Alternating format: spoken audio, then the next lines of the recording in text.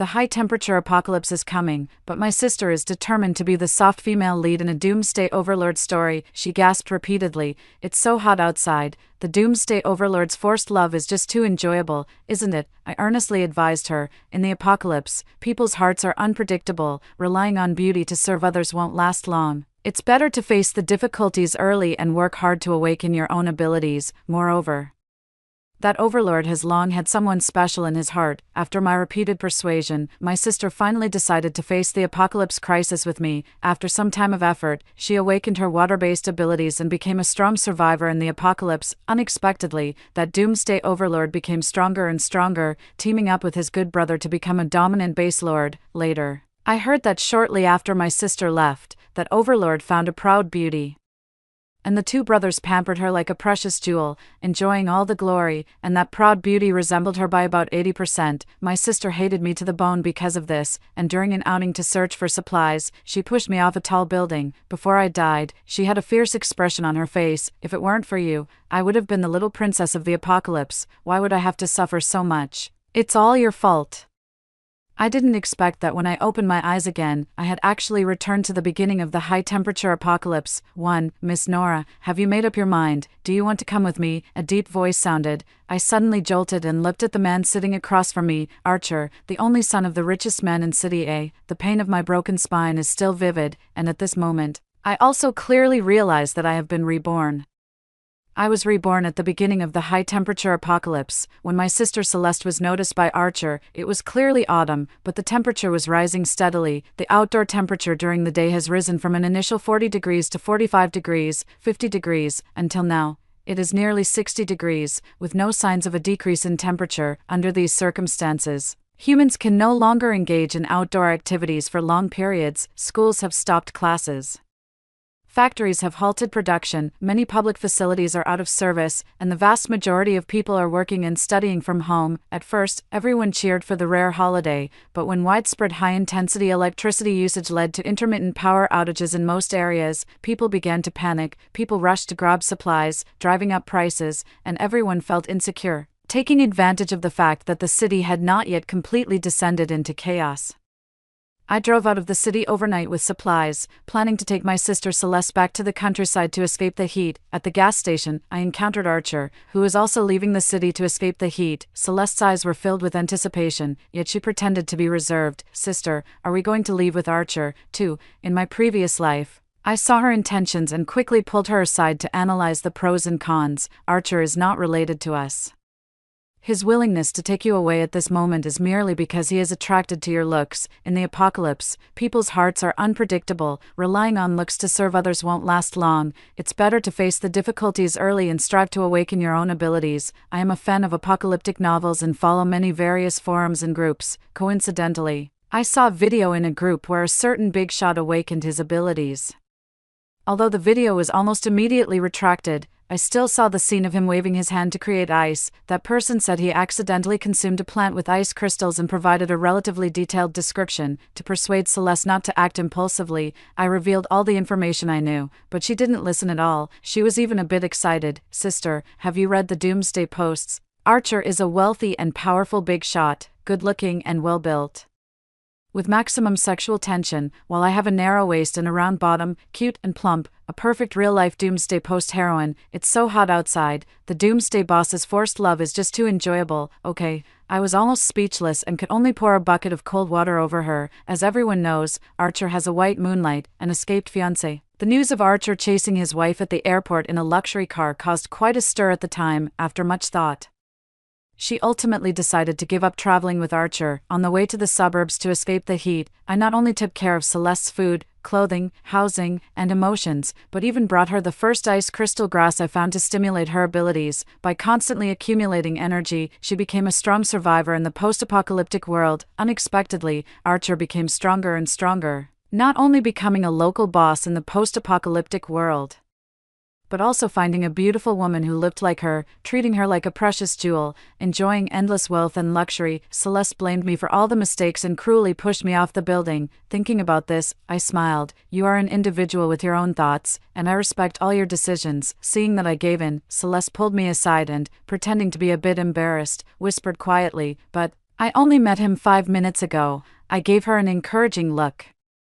The relationship with every person starts from nothing. If you think he is reliable, seize this opportunity. For someone like Archer, you might not get another chance like this. She just needed someone to support her, not to seek advice. Celeste ran happily towards Archer, shyly looking at him. Archer, I am willing to travel with you in this lifetime. If Celeste wants to throw herself into someone's arms, I certainly won't stop her, after all.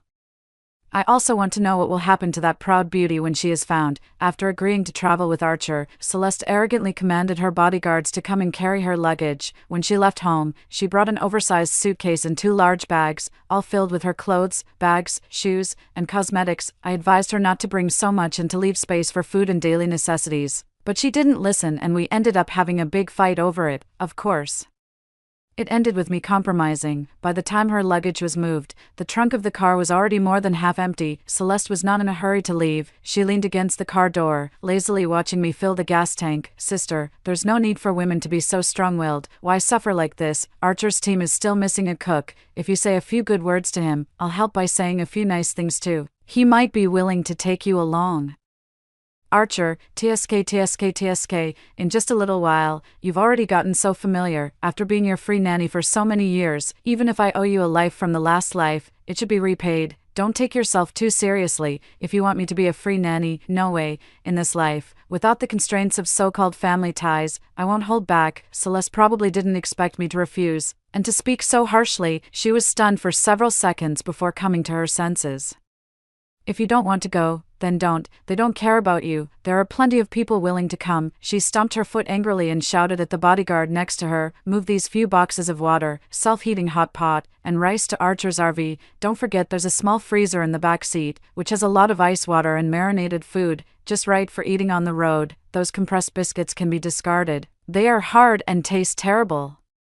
She can indeed do mental arithmetic. Currently, the temperature keeps rising, and prices are changing daily. When the outdoor temperature reaches 60 or 70 degrees, even with money, you won't be able to buy anything. Water and non-perishable food will be treasures that everyone fights over. When the average daytime temperature rises to over 50 degrees. I was at the supermarket fighting with a group of crazy aunties for drinking water, almost getting trampled to death. Celeste didn't help at all. Instead, she happily filmed a video of me carrying water and posted it on social media, saying I was being overly worried. Because of her social media post, I don't know how many people from my past life were drawn to me. Those neighbors frequently came to borrow water, and later even smashed my door. If I hadn't left the city early, how could the two of us girls protect ourselves? The water and stored food that I risked my life to keep, does she deserve to eat? Quickly pressing the car key, I locked the trunk. In broad daylight. Are you planning to rob me? Celeste angrily slapped the trunk. Why can't I move things? It was agreed that these supplies belonged to both of us. Mom asked you to take good care of me before she passed away. Do you want her to die with regrets? Again, at times like this, she brings up her deceased mother without reason. I looked at her with mockery and had no intention of backing down an inch. Don't think you can use that biased mom to manipulate me. You didn't spend a dime or lift a finger for these food and water. Whether I give them to you or not is entirely up to me. Since childhood, my mother always made me yield to her, and even before her death, she couldn't let go of her worries about me, and I am only 2 years older than her. When my mother passed away, I had just started college, while studying and working part-time. I was afraid that my father would treat her poorly if he remarried, so I sent her living expenses on time every month. After graduating, we both worked in the same city, and I took on almost all the living expenses and household chores, just because of a few words from my mother before she died. I selflessly gave, and in the end, I only ended up with a tragic fate. Why should I? Ignoring her wailing, I quickly sat in the driver's seat and locked the car door. Just as I was about to close the car window, a strong hand reached in through the window and grabbed my wrist. Archer looked down at me from above, with the indifference typical of someone in a position of power. Nora, right, for Celeste's sake, you can come with us, I allow it. Seeing Archer, Celeste immediately leaned in like a wilting flower, looking wronged as she began to complain. Archer, my sister doesn't want to join the team. She says she doesn't want to be your free babysitter. We originally agreed to split the supplies in the car, but now she doesn't want to give me my share. The more she spoke, the more wronged she seemed, tears starting to fall. Actually, I can give the food to my sister. I just really want you to try the many local specialties in the small fridge. Archer frowned tightly, gripping my wrist hard, his tone already somewhat impatient. Woman, I advise you not to challenge my patience. I raised my eyes and stared at Archer. In the moment he was distracted, my other hand reached for the central control panel and pulled out a stainless steel fruit fork. Without any hesitation, I ruthlessly stabbed it into his arm. You crazy person. With that stab, I used all my strength, blood dripping down Archer's arm. He let out a scream, released my hand, and instinctively withdrew from the window. No sooner said than done. I quickly started the vehicle and stepped on the gas, after driving a few dozen meters away. Suppressing my racing heart, I dared to look back through the rearview mirror. I saw Archer standing in place with his arm raised, while a bodyguard was bandaging him with gauze, and Celeste was standing beside him, nervously handing over tools. Not bothering to observe them any longer, I quickly drove away. With so many bodyguards around Archer, if they caught up, given my current abilities, I might not be able to escape unscathed. Watching the shadow of the person behind the car grow farther away, it seemed to carve a rift with all the past. From now on, I will live for myself. I saw Celeste again half a month later, the unfinished villa area in the outskirts of County A. Sister, I didn't expect to meet you here. Celeste seemed to have forgotten the previous unpleasantness and greeted me with a smile. Her upper body was almost entirely pressed against Archer's arm, her hips slightly raised, striking a strange pose. The daytime temperature has already reached over 60 degrees, and even standing in the pavilion in the villa yard, the heat waves in the air still hit me, burning my face. I did not go directly to the self-built house in the countryside as planned, but instead came to the place where I discovered the ice crystal grass in my previous life. Without her burden, I arrived here 3 days earlier than in my previous life. Successfully discovering that special plant with white ice crystals among a bunch of withered grass, this route is neither a necessary path to my parents' self-built house in the countryside nor does it lead to Archer's countryside villa. Logically, we shouldn't meet. It's too strange. Before I could think carefully, Celeste spoke up as if interrogating a prisoner. Sister, when did you arrive? Did you see any special plants, for example? Plants covered in ice crystals? I was taken aback. So far, the network communication had not been interrupted, and many people knew that absorbing mutated plants could grant special abilities, but her expression was as if she was certain there were mutated plants here. Could it be that she has also been reborn? I pretended to be confused and replied, "Oh, are you talking about those small grasses with fleshy leaves covered in ice crystals?" Celeste didn't wait for me to finish speaking. A smile blossomed on her face as she turned to take credit. "Archer, I told you, she must have saved the mutated grass for me." Archer's previously furrowed brows gradually relaxed as he reached out and pinched her waist. "Little fairy, you must let me spoil you tonight. You are so bad." Accompanied by Celeste's faint proud hum, Archer pulled her into his arms and kissed her forcefully. Soon, the two were kissing passionately and unwilling to part. The scene was simply too eye-watering. I cleared my throat, awkwardly interrupting their good moment.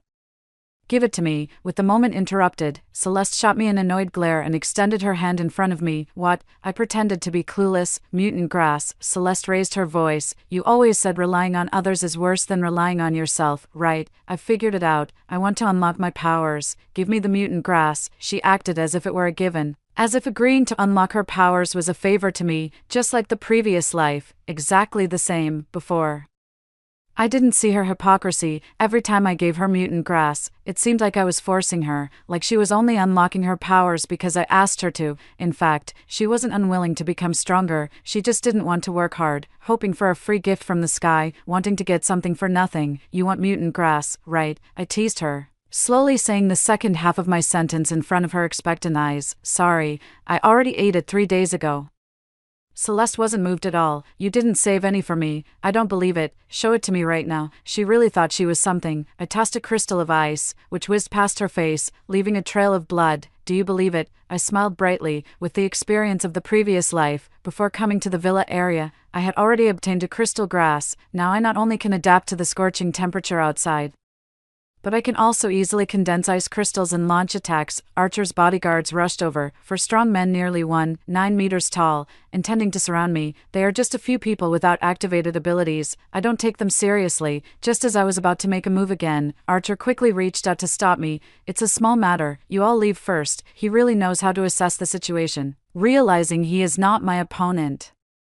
So he pulled Celeste and followed the bodyguards out. As they reached the edge of the pavilion, his displeased voice came over. "Wasn't it said that the mutated grass was almost guaranteed? Now wasting time coming to this broken place." Archer wanted to say something else, but Celeste tiptoed and kissed him on the lips, then whispered something in his ear. They exchanged a smile and embraced each other, continuing to nibble on each other. As she was leaving, she turned back and gave me a smug smile.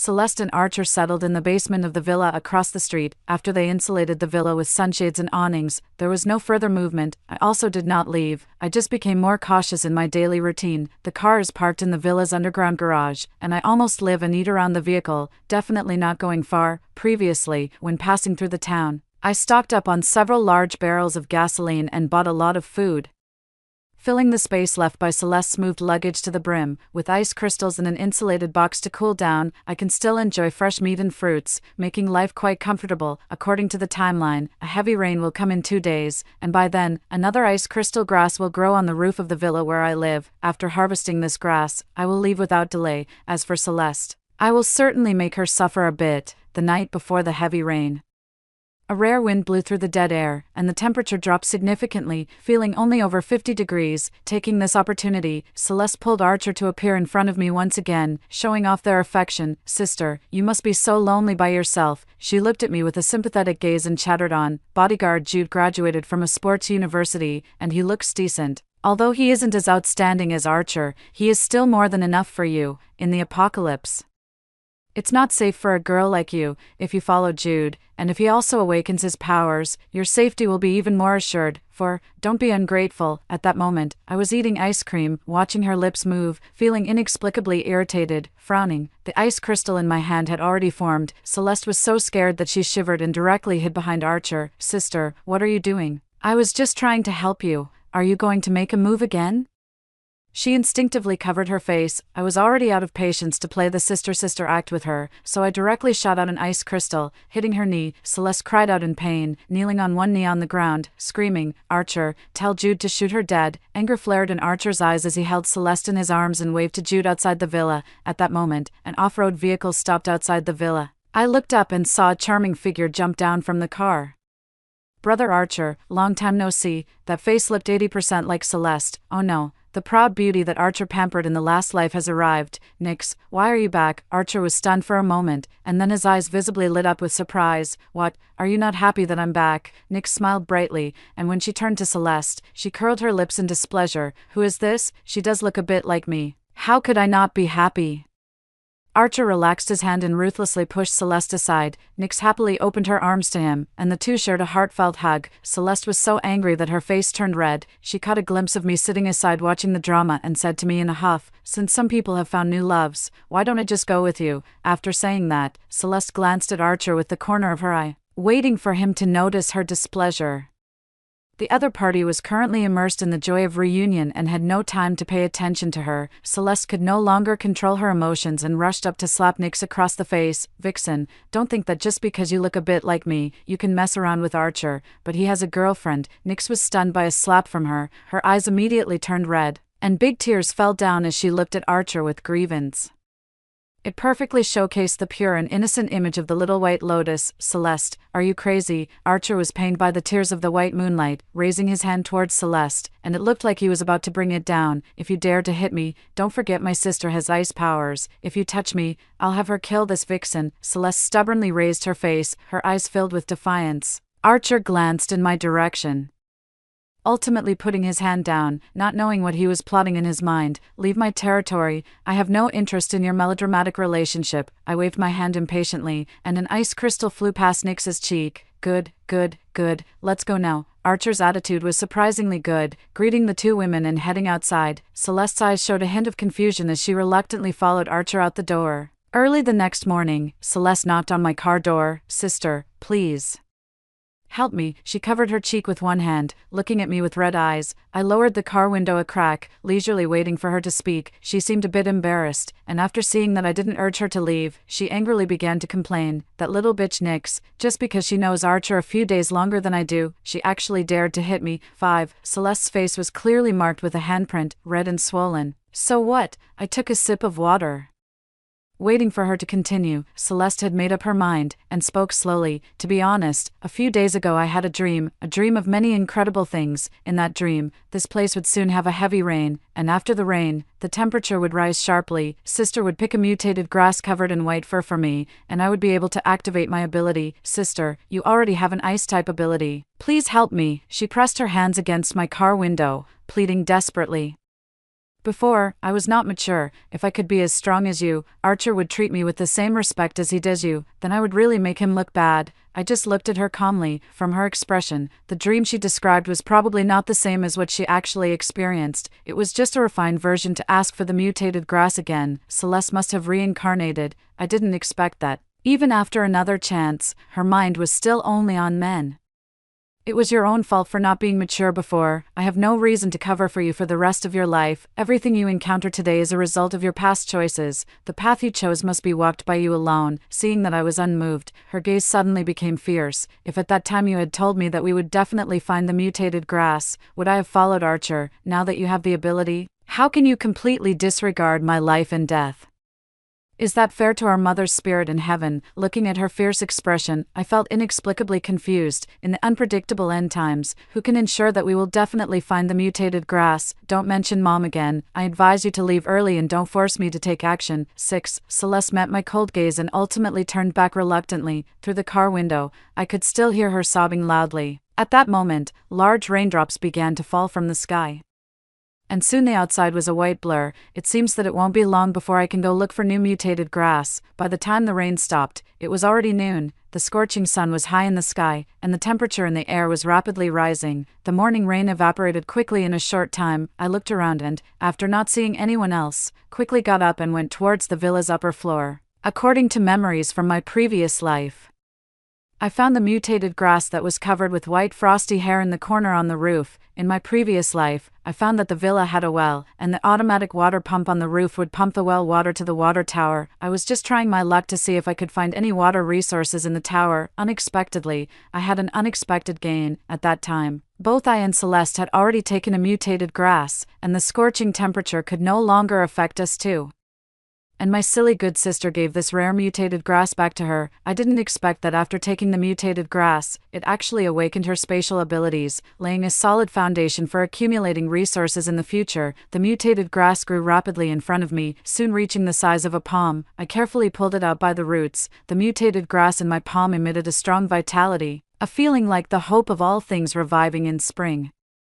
Just as I was about to put it in my mouth, the leaves of the mutated grass quickly curled together, looking like a withered plant in autumn. Just as I was surprised, I heard Celeste shout loudly, "No, this mutated grass, it is mine." An even more miraculous scene occurred. Suddenly, several lines of bullet comments floated across my eyes. What is Nora trying to do? She has already eaten 2 mutant plants, and she won't even give one to her sister. The space inside the mutant plant is the foundation for the protagonist's accumulation of supplies. The opportunity was originally Celeste's. Haven't you noticed that plant is already withered? I looked at the live comments drifting by in confusion. I suddenly realized that the time and space I'm living in is just a novel being watched by others. Those who sent the live comments can know the future development of the plot, but they don't know that because I have reincarnated. The plot has become very different from the previous life. If this mutant plant is destined to be Celeste's opportunity, then if I can't get it, no one else can either. I took out a windproof lighter from my pocket, clicked it on, and slowly approached the mutant plant with the flame. The live comments started scrolling again. Nora must be crazy. Does she know what she is about to burn is the foundation of the world's plot development? I pretend not to see what they are saying, and bring the lighter's flame closer to the mutated grass. At that moment, something miraculous happened. The mutated grass, which had already completely withered, suddenly turned from yellow to green as if it had received rain and dew. At the exact moment the lighter's flame approached the leaf, the whole plant returned to its original state, a lush green thick leaf, covered with crystalline frost, just like the one I gave to Celeste back then. I smiled slightly and quickly put it in my mouth. It was like a full cotton candy, and once in my mouth, it quickly melted into a sweet, clear liquid like sugarcane juice. Soon, a space as large as a football field appeared in my mind, and according to my consciousness, I could freely wander around in that space. With this treasure, all I need to do next is stockpile supplies. Celeste stared wide-eyed in disbelief. How could this happen? The space clearly belongs to me. At that moment, Archer also rushed to the rooftop. He looked at the crying Celeste and probably understood the situation. "Didn't you say that these were all your opportunities?" he shouted angrily and pushed her away. "I don't know why this is happening." Celeste was pushed and fell directly onto the rooftop. Big tears started to fall down her face. I stood across from her, looking at her with a smile.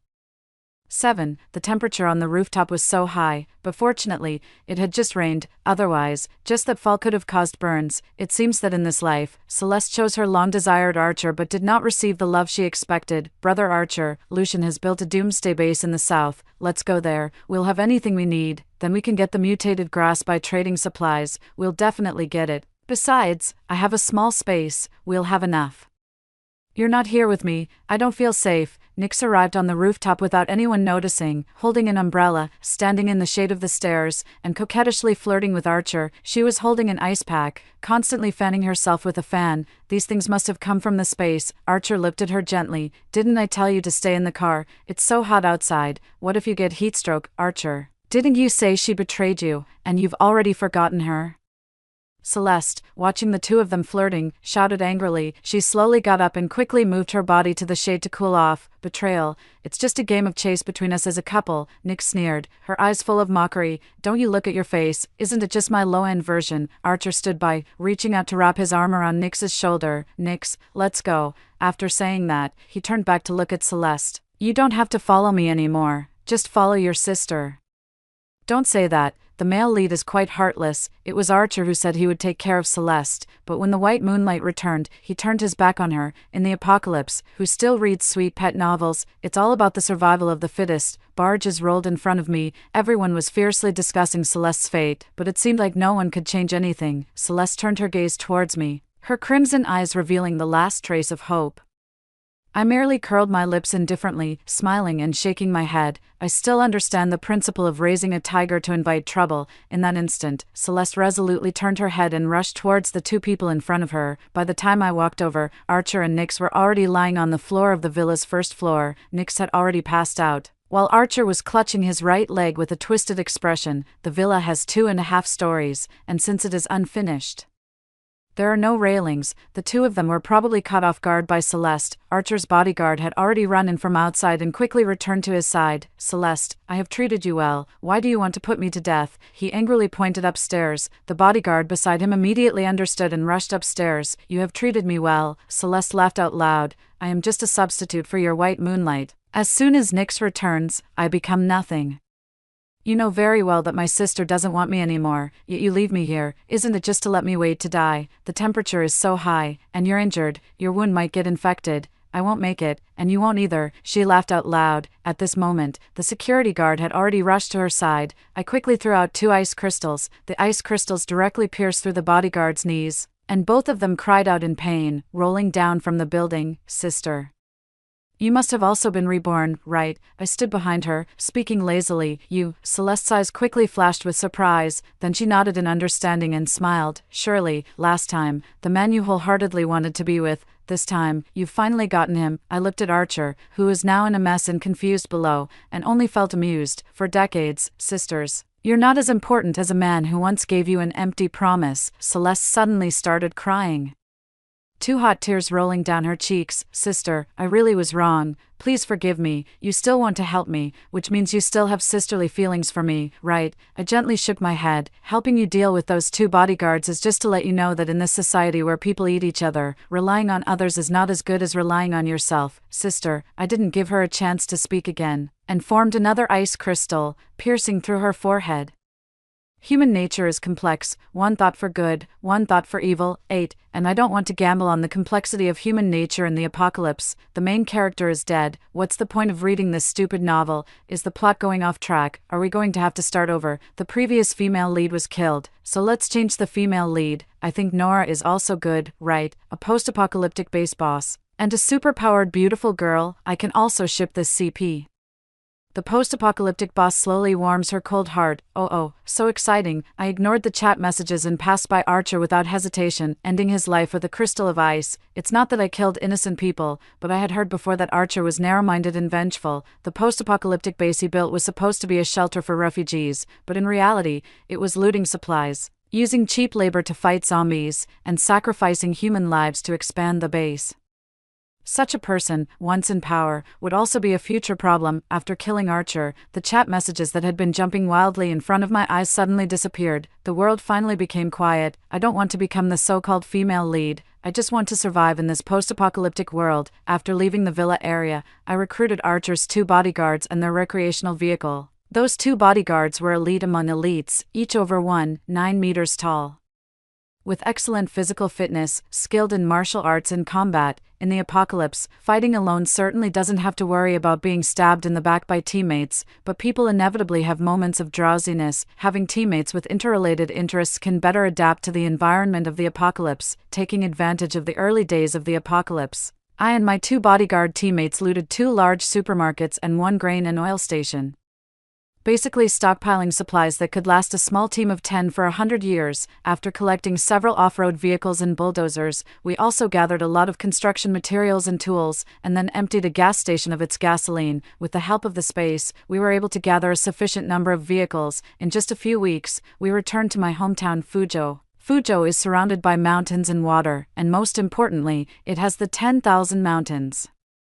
The terrain is rugged, undulating, and rarely visited. Later, I found 2 construction engineers and a chef who had also consumed the ice crystal grass. We selected a steep mountain slope in the mountains of Fuzhou, and using a natural cave as the foundation, we built an apocalypse fortress. The high-temperature apocalypse is still continuing, and I don't know when it will end, but even if it lasts 3 or 5 years, in this piece of paradise, it will be enough for me and my companions to live comfortably. Story 2. My fiancé hooked up with my green tea best friend and kicked me out to be devoured by zombies. After being reborn, I rented a house right across from ours in advance and hoarded supplies. I spent every penny of the dowry he gave me and the money he asked me to save for our wedding house renovation. When the zombie outbreak erupted again, I could finally lie on the balcony and watch this treacherous couple lovingly survive the apocalypse. 1. When I opened my eyes in bed, I thought I had experienced a terrible nightmare. In the dream, zombies gnawed my limbs down to bones and bloodied flesh, and my intestines were pulled out of my abdomen. The air thick with the stench of blood and decay, I lay rotting like carrion in the hallway, slowly losing my last breath in endless pain. So waking up suddenly now, my body still tingling with nerve pain, I couldn't move the limbs I had lost in the dream. Sweetheart, what's wrong? Did you have a nightmare? My fiancé, who was playing with his phone beside me, asked as he saw me shaking and motionless, reaching out to hold me. Seeing Leo's face stirred a strong sense of nausea within me, and as soon as I could move my hands, my first reaction was to push him away. He was visibly annoyed by my sudden outburst, but quickly regained his composure and put on a smile. Honey, I have to go out today. Is there anything specific you want to eat? I'll bring it back for you tonight. Hearing this, I panicked and checked my phone. June 24th, 2064, 9:44 a.m., the same time, the same words. It turns out this wasn't a dream. I had died and been reborn the day before the zombie outbreak. Leo. Seeing me staring blankly at my phone, shook me. The renovation company will come to sign the contract after 10. Remember to make the payment. He reminded me, too. Leo had bought an apartment in full before our wedding, the very one I had moved into to live with him. When we discussed marriage, he asked me to spend the $500,000 I had saved from years of working on renovating this apartment. You have no parents, and after we marry, I will be your closest kin. Isn't this money our shared property? After we marry, your name will be added to the deed. It's your house too. Whether you pay now or later doesn't matter. The sooner we renovate, the sooner we can move in, right? Under his constant persuasion, I began to waver. Later, to show his sincerity in already considering me family, he proactively transferred $100,000 as a dowry to me. This move successfully dispelled my last reservations, and I signed the contract with the renovation company he chose without any investigation. Paying a $600,000 down payment, it turned out that this company was a shell company run by his brother. The $600,000 briefly passed through his brother Jack's hands, who kept a few thousand as a service fee, with the rest going into Leo's pocket. Not only did Leo swindle all my savings with his deception, but he also hooked up with my green tea best friend, Cynthia. After the zombie outbreak, Cynthia ended up trapped in my house, and I discovered something was going on between her and Leo after secretly checking his phone. I couldn't believe the chilling scoops waiting for me. In my past life, these two scoundrels trampled and toyed with my sincerity as if it were trash, and before I could settle the score, they threw me out to the zombies for the sake of hoarding supplies, leading to my desperate demise. If I don't avenge myself in this life, I can't forgive myself. Seeing my stiff expression, Leo thought I was just cranky from waking up and reminded me again. Snapping back to reality, I suppressed my anger and responded nonchalantly, unaware of anything amiss. He got ready and left. As I watched his car leave the complex from the balcony, I quickly packed some important belongings and clothes I had at Leo's place into a suitcase, also stuffing in the drone he bought, and then headed straight for the security booth at the complex entrance. There, a bulletin board set up by the property management usually displayed notices for lost items or rental information. I used to look at it when I passed by on my runs. Among the many rental notices, I quickly found the one I remembered and dialed the number. "Hello, is this Miss Jocelyn? I'm interested in renting your apartment. Are you available now to sign the lease?" The apartment advertised for rent by Miss Jocelyn was right across from Leo's house, since the two buildings were not too far apart. I noticed the tenants across the street moving out last weekend from my balcony. It seems Miss Jocelyn also lives in this neighborhood. Shortly after hanging up my call, she hurried over. Seeing me with my suitcase, she took the initiative to ask about my situation. I confessed that my engagement had ended due to my fiancé's infidelity, and having no parents to turn to, I had no choice but to move out on my own, out of a sense of solidarity between women. She offered to reduce the rent by $500 for me and said, "I'm older than you, just call me Sister Jocelyn." I had to move because my elderly parents came to live with me, and the apartment was too small. I bought a bigger one right across here in Building C, Unit 1701. It's very close. It's fate that we met. If you need anything, just come to me, or feel free to join me for meals anytime. Sister Jocelyn exuded the sincerity and warmth typical of northern women. I was very satisfied with both her and the apartment, and we quickly signed the lease and exchanged contact details. Just as she was about to leave after handing me the keys, I thought for a moment and stopped her. "Sister Jocelyn, if you trust me, you should reinforce your home's security today and stock up on some food, water, and daily necessities. There might be major disruptions tomorrow." Sister Jocelyn looked puzzled and asked what I meant by major disruptions and how I knew about them. All I could say was that I had some inside information, but it was inconvenient to disclose the details. She seemed to naturally trust me and simply said, "Okay," then urged me to also take care of myself before rushing off. I immediately called a locksmith to come and replace my door with a reinforced, thicker security door. Then a strange call came in, probably from the renovation company Leo had contacted, and I answered it. "Hello, is this Miss Shirley? I'm Jack from the renovation company. Here to sign the contract with you. I've been ringing your doorbell for a while without a response. Could you please open the door? I'm really sorry," I replied apologetically. "I had to step out suddenly. Could you come back in an hour?" The person on the phone eagerly agreed. After the locksmith changed the door, I slipped him some extra money to secretly change the locks on the communal doors as well, with each floor having only 2 apartments per elevator. Securing the communal door meant I had double protection. The locksmith had just left when the technician I had booked to install security grills and windows arrived. He was a straightforward man, shaking the invisible security net already installed on the balcony and saying, "The one you've got installed looks pretty good. Most people go for these invisible ones. The fully enclosed type affects the aesthetics, doesn't ventilate well, and is inconvenient for drying clothes." Facing such an honest person, I had to quickly make up an excuse. There was a burglary in this complex before, and the victim had this type of invisible grill, which didn't stop the thieves. I feel nervous every night, as if I can hear someone cutting through the security net. I'd rather enclose the balcony for peace of mind. Understanding my concerns, the technician no longer questioned my request to replace all windows with bulletproof glass and apply one-way film. He measured the dimensions and said he would prepare the materials back at the shop and could come in the afternoon to install them. After sending off the technicians, I rushed to the supermarket to stock up. Just as I reached the entrance of the Sam's Club supermarket, I received another call from Jack. "Miss Shirley, have you gotten home yet?" "Oh, I'm still running errands. Could you wait another hour?" The person on the phone sounded clearly displeased but agreed and then hung up. Entering the wholesale supermarket, I had a card with 600,000 on it. From the moment I woke up in the morning, the pent-up frustration that had been weighing on my chest suddenly found an outlet. I approached an employee, explaining that I was sent by the company's purchasing department to buy employee welfare products, and asked for a cart to be pulled for the goods I would select. Unsure how long the battle ahead would last, I mostly chose food with long shelf lives to ensure I wouldn't starve. Instant noodles, rice noodles, self-heating hot pots, canned meat, canned fruits, canned vegetables, dried meat, compressed biscuits, small bread, rice, flour, various sauces, peanut oil. Considering the electricity issue, I had already arranged for a technician to install 3 solar panels at my home in the afternoon. This should sufficiently power the 2 new freezers I purchased, so I added some frozen foods, frozen dumplings, steaks, fish fillets, chicken. The existing fridge in my house was planned for storing fresh vegetables and fruits, Chinese cabbage, onions, oranges, apples, corn, potatoes. Passing through the snack aisle, I picked up some of my favorite snacks, especially the sweet ones, chips, various flavors of chocolate, assorted candies, instant milk tea, instant coffee. Having nearly finished buying food, and since I had just rented a new house which was lacking in household items, I needed to buy everything: bedding, quilts, electric blankets, slippers, and consumables like toothpaste, toothbrushes, shower gel, shampoo, laundry detergent, tissue paper, sanitary pads. I checked the list of items I had prepared in advance. It looked like I had almost all the essentials. Then I suddenly remembered I had forgotten to buy a high-powered telescope. That was actually the main thing. After collecting all the items, the staff member led me through the bulk purchase checkout and I paid for home delivery directly to my house. Leaving the supermarket, while packing some common medications at the pharmacy, I received the 3rd call of the day from Jack. I picked up and immediately pretended to be in a rush. "Mr. Jack, I was just about to call you back. I just discovered someone used my bank card and entered the wrong PIN. It's been frozen.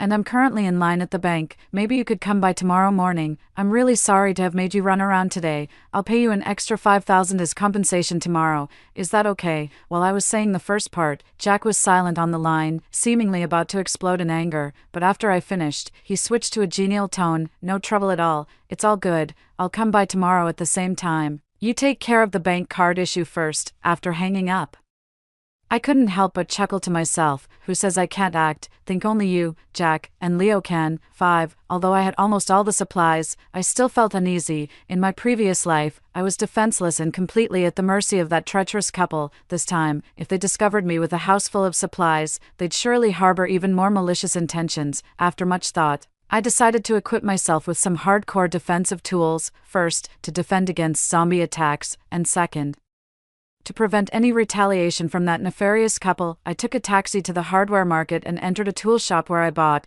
a high-voltage electric stun baton, a rechargeable, extendable pruning saw, and barbed wire. With these items, if that treacherous couple dared to come near, I'd be ready to incapacitate them or even decapitate them. After making my purchases, I checked the time. It was about time for the technician to arrive at my home. After paying for home delivery, I started my taxi ride back. In the taxi, I called several nearby water delivery stations, ordering over 200 barrels of water and paid extra to have them delivered to my house. When I reached the front of my building, I found the technician and workers crowded in the hallway, waiting with materials for me. I quickly apologized and let them in to start the installation. Once the workers finished and left, I organized the delivered supplies. The 2 large rooms were packed, and the overflow had to be placed in the living room. By the time everything was settled, it was already dark. My phone showed 20 missed calls. About 10 were from Leo, and a few were from my so-called friend Cynthia. I locked the door, started down the elevator, and called Cynthia back. "Hello, Cynthia. I was busy just now and didn't hear my phone. What's up?" Cynthia's voice was soft and tearful on the phone. "Shirley, I had a fight with my boyfriend. I feel so blocked up inside. It's really tough. You were the first person I thought of. Men really aren't as good as sisters, are they?" Cynthia really has a knack for appearing vulnerable and providing emotional value. For someone like me, who grew up without the close presence of parents or siblings, what I truly crave is a constant, intimate connection. So in my past life, whenever Cynthia whimpered in front of me, I couldn't help but go through fire and water for her, giving her whatever she asked for. Low-level manipulators just charm men, but high-level ones are like psychologists, effectively manipulating both men and women. After hearing her words, I too appeared very anxious. "Why don't you spend the night at my place? Don't stay with that jerk anymore." Cynthia was still sobbing on the phone. "But it's so late now. It's very dark outside, and I'm scared to take a taxi alone." I immediately responded, "I'll take a taxi right now to pick you up." If she really didn't dare to come, wouldn't my script be missing its leading lady? I had to pick her up. As soon as I opened the door, Leo immediately stood up from the couch in the living room, visibly in a bad mood. But seeing Cynthia behind me, his mood seemed to stabilize, and he even spoke with a doting tone. "Oh, I was wondering why I couldn't reach you on the phone. So you were with her. Hey Leo, you're not really speaking to me, are you? Is it that Cynthia asked you to confront me, but you haven't gotten the money yet so you refuse, and then when she doesn't reply to your WeChat messages or answer your calls, you got annoyed and started bombarding my phone, planning to take your anger out on me? Guess if I'm right, but Cynthia, this manipulator, Slaps you then offers you candy, still making me go pick her up. Are you happy now, scumbag? Out of the corner of my eye, I saw Cynthia pouting towards him, and Leo quickly averted his gaze unnaturally. It was too obvious. What in the world was clouding my judgment in my past life that I couldn't see these details? Leo casually asked me, "Did you get your bank card theft sorted out?" I pretended to be very troubled. No. When it was my turn, the manager had already left for the day.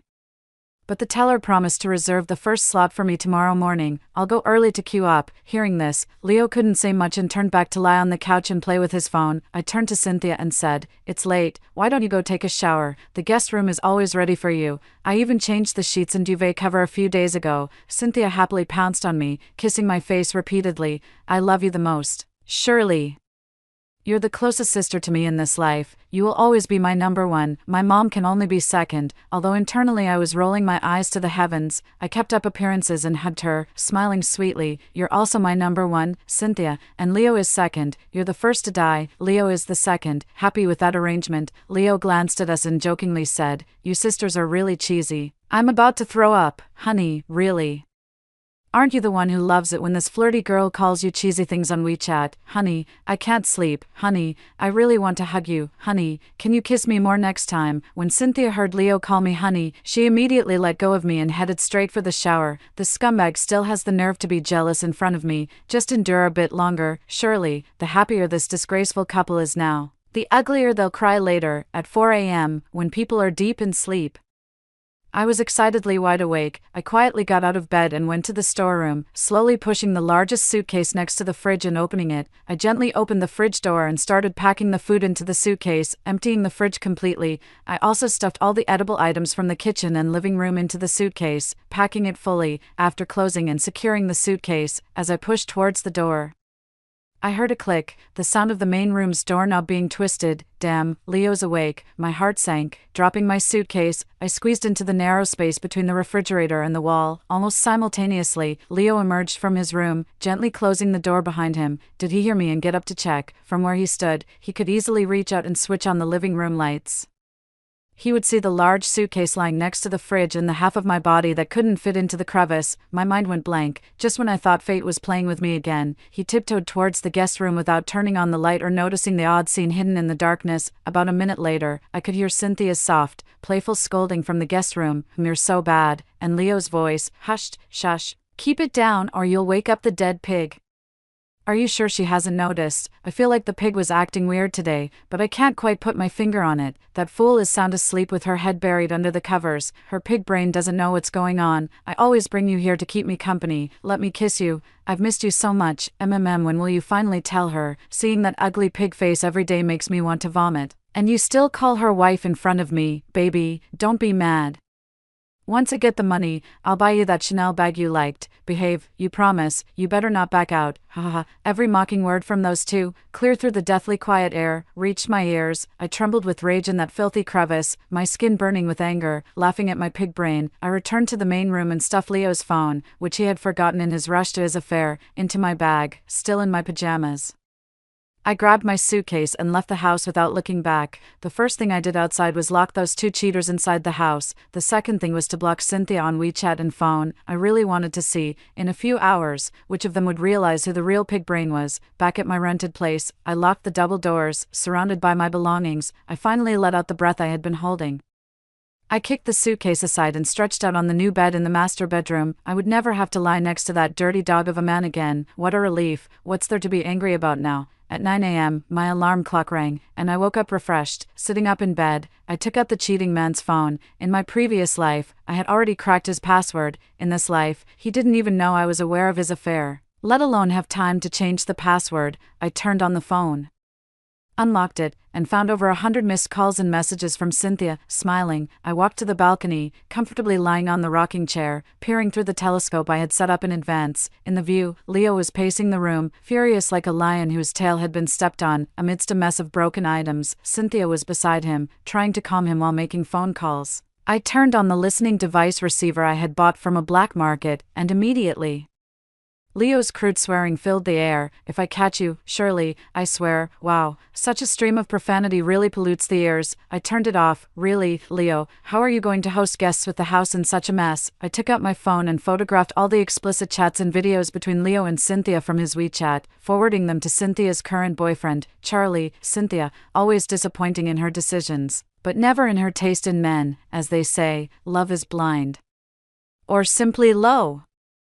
As she seems to pick up men from the garbage, drawn to Leo by his stench. When I once considered her my closest friend, I really hated that she couldn't see the metal for the magnet, no matter how many times I scolded her. But scolding aside, every time she was tormented by various jerks, it was always me who rushed to the forefront to defend her. I even got myself into a lot of trouble, lost several jobs, and had to move houses multiple times, luckily. She didn't listen to me and ended up finding another jerk named Charlie who reached new heights of terribleness. Sure enough, Charlie called soon after. I gathered my emotions and answered. Charlie, sob, I want to apologize. No wonder you used to hit her. She really, sob, I don't even know what to do now. Charlie, please come and sort this out. Charlie shouted so loud on the phone it almost burst my eardrums. How dare you make a fool of me? I will butcher them. Send me your address immediately and keep an eye on them. Don't let them escape. I'm on my way. After hanging up, I immediately sent Charlie the detailed address and apartment number, and even told him where I hid the spare key. It's only a 10-minute drive from where he lives, so I wouldn't have to wait too long.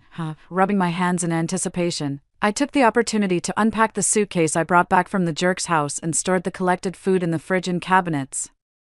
After finishing, I checked the time, and it was just a few minutes before 10. Oh boy, the show is about to start. Excited, I rushed to the balcony, turned on the receiver, adjusted the telescope, and looked across. Leo, exhausted from the commotion, was now sitting on the living room couch with a dark expression. Cynthia was soothingly patting his back. Honey, don't be angry, the locksmith will be here soon. Once the door is opened, I'll go with you to the service center to get a new SIM card and buy a new phone. I'll buy it for you. Don't be mad, honey. Sheesh, I really don't understand. What's wrong with her brain? Fawning over a scam artist. Leo irritably lifted his elbow and pushed Cynthia away, but she snuggled up to him again, all coy. Just then, the door was violently kicked open. The locksmith, Charlie, stormed in, seething with anger. Before the couple could react, Charlie grabbed Leo by the neck as if he was picking up a chicken, lifting him off the couch and throwing him viciously to the ground. The spot was covered with broken glass from a shattered cup, and Leo lay there curled up in pain. Before he could even groan, Charlie, like a massive boulder, sat on Leo and started pounding his head with his fists. Dare to touch my woman, you think you have too long to live. Sharp ceramic shards dug into his back,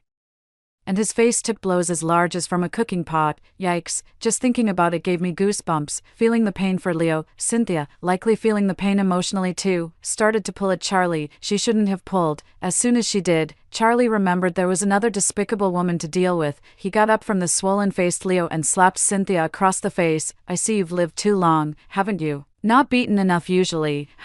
Giving you face.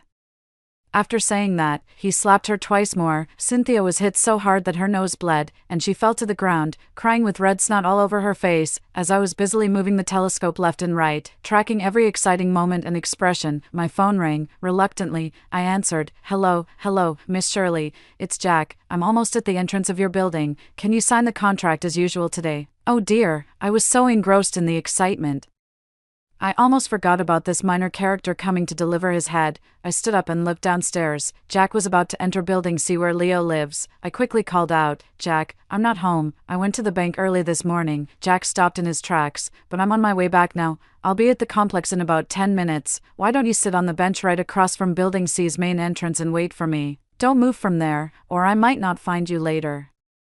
Jack cheerfully agreed on the phone and turned to sit on the bench. Shortly after, an old man carrying a violin case approached the bench and started discussing something with Jack. I recognized that old man. He used to walk and shop with his wife every day. After returning to the neighborhood, the two individuals would instinctively sit down on that bench to rest. A few months ago, the old lady suddenly passed away from a heart attack, leaving the old man all alone.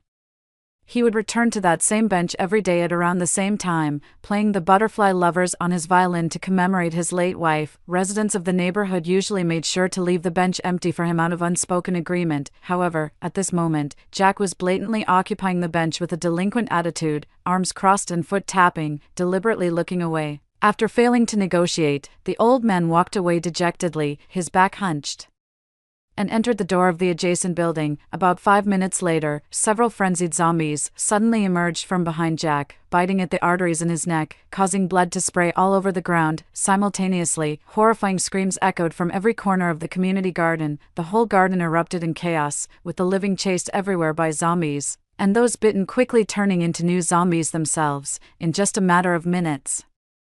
The area was swarming with mutated zombies, with no humans in sight. The outbreak of zombies occurred at exactly the same moment as in my previous life. The only difference was that I had rectified my past regrets by saving the devoted old man, and incidentally, I sent the con artist his last meal. That feeling was incredibly satisfying, humming happily. I readjusted my telescope to focus on the opposite side. The three people were now standing on the balcony looking down, their faces filled with horror, presumably having witnessed the terrifying scene of zombies mutating and attacking people below. Leo, his eyes swollen like purple buns, showed a deep resentment as he stared fixedly at a certain spot below. Following his gaze through the telescope, I saw it was the freshly turned one-armed Jack zombie. Still feeling sentimental about your brother, Leo? I'd advise you to worry more about yourself. Staying at home means living with Charlie without any food. Going out means ending up like me in my past life, torn apart by zombies in the stairwell. Considering your current situation, you're worse off than your brother. Leo, capable of orchestrating a pig butchering scam, was slightly quicker on the uptake than the other two fools. Like now, after the three of them numbly returned indoors, he was the first to realize their predicament. He knelt down with a slap in front of Charlie, beginning to cry bitterly, trying to shift the internal conflict onto me. Charlie, listen to me explain. It was all that bitch Shirley's doing. I don't know what she told you, but she took my phone. Now there's no proof. Everything relies on her word. Don't be fooled by that bitch. After finishing, he lunged towards the fridge and yanked the door open. Look, she took all the food from the house. Isn't it obvious? She set this trap in advance, including you in her scheme. Don't let her get away with this. Charlie, muscular and simple-minded, was quickly incited by Leo's few words, and immediately took out his phone to make a call. The phone rang. I quickly did 20 high knees on the spot, cleared my throat, and answered with a breathless, crying voice. How terrifying. The zombies. I almost got bitten to death. Sob sob. Charlie, are you all right at home? Charlie was momentarily stunned by my sudden concern, but quickly regained his accusatory tone. Shirley, are you setting me up? I boldly countered. Why would I set you up? Is Leo not admitting to you that he cheated? You saw those little videos. How could they be fake? Should I have kept it from you? Watching that bitch Cynthia continue to deceive you, and now with zombies everywhere, I almost didn't escape, and you're safe in my house, yet you say I'm setting you up. Charlie sounded less confident over the phone. Then, why is there no food at your house? I became even more agitated. I never cook at home. Whenever Cynthia comes over at mealtime, don't I take her out to eat? The food at home expired and I threw it out. Is this little thing worth your questioning? I was actually worried you wouldn't have anything to eat at my place, planning to ask a friend to send some food over, but now it seems you're in cahoots with Leo, still helping him to upset me, so the three of you are in love, and I'm the only one being played. Hearing that I might send food, Charlie quickly tried to smooth things over with a laugh. No, don't bother. Shirley, what's the rush? I was just asking casually. I didn't wait to hear the rest of what was being said and hung up the phone, setting it to do not disturb mode. Through the telescope, I could see Charlie desperately redialing my number several times, only to find that he still couldn't get through. In his frustration, he kicked Leo, who was kneeling next to him. It's all your fault for stirring up trouble, making me starve. I'll kick you to death, you troublemaker. He kicked Leo several more times in the stomach to vent his anger, until Leo couldn't even scream out in pain. Humph, Leo, now whoever has the supplies is the boss. Your dirty tricks pose no threat to me, but you won't get off easy after I retaliate. Thought I was as dumb as a pig. Ha, even a pig brain can outsmart you. That's pretty pathetic. For the next 3 days, the communication signals were fine, and Charlie kept trying to contact me. Each time he couldn't get through, he took out his frustrations on Leo and Cynthia, but on the 4th day, the network went down and the phone lines were dead. Overcome by extreme hunger, Charlie no longer had the strength to beat anyone, and all three collapsed on the living room floor. Compared to their hellish existence, living across the street felt like heaven. Not only did I have 3 meals a day with both meat and vegetables, my landlord, Sister Jocelyn, would frequently send over dumplings, pancakes, and other homemade dishes using her son's drone. She said that if it weren't for me, her family would not be so well prepared. It's strange how human connections work. She had only met me once but trusted me completely. The day we signed the lease, she took my advice, went home, and started stocking up supplies, filling her house to the brim. almost leaving no space to walk. The morning the zombie outbreak occurred, she blocked the door, crying and screaming, preventing her husband and son from going to work and school. Her family thought she had gone mad from some shock, but they eventually went along with her. It didn't take long before screams could be heard from beneath their garden. The whole family watched from the balcony, shivering with fear. Her mother-in-law even fainted and only woke up after taking some emergency heart pills. Now, both our households can live without any pressure, thanks to our supplies. Although I'm living much better than in my previous life, it doesn't mean my revenge is complete. On the contrary, if the scumbag and his mistress were to merely starve to death, it wouldn't be satisfying enough. I want them to experience the pain I once endured. At 4 a.m., the alarm I had set went off. While the three across the street were still asleep, I quietly packed a little food in a plastic bag and attached it to the drone's mechanical arm. Leo's balcony was conveniently without a security net. I maneuvered the drone over, placed the supplies on the ground, and then withdrew the drone. I then airdropped a screenshot message to Charlie's phone. "Take good care of them, I'll send more food later." After that, I went back to sleep. When I woke up again, it was already past 9 a.m. I hurried to the balcony to continue watching the situation unfold. Charlie sat on the sofa, nervously eating instant noodles while Leo and Cynthia kneeled in front of him. Cynthia, staring at the noodle bucket, pleaded pitifully, "Honey, I'm so hungry too. After you finish the noodles, could you leave some soup for me?" Charlie sneered coldly and finished the last bite of noodles before placing the bucket on the ground. "You can drink, but you'll drink it from the floor." Cynthia starved for over a day and night, lost all concern for appearances and began gobbling from the floor. She had barely taken a few bites when Leo pushed her away and took over. Cynthia probably never expected Leo, who always called her darling, to physically fight her over some noodle soup, and she began to wail bitterly, tugging at Leo's clothes as they scuffled. From my vantage point through the telescope, it was hard to see the details of their fight, but soon Charlie sent me a clear video showing both of them with disheveled hair and clothes, looking like beggars on the floor, mouths desperately reaching for the noodle bucket, with soup smeared all over their faces. Things were as messy as they could be. It seemed that after several days of hunger, Charlie had clearly realized whose advice to follow and whose side to stand on. After that, every mealtime, I could always receive timely videos of the loving couple dining together, sent by him.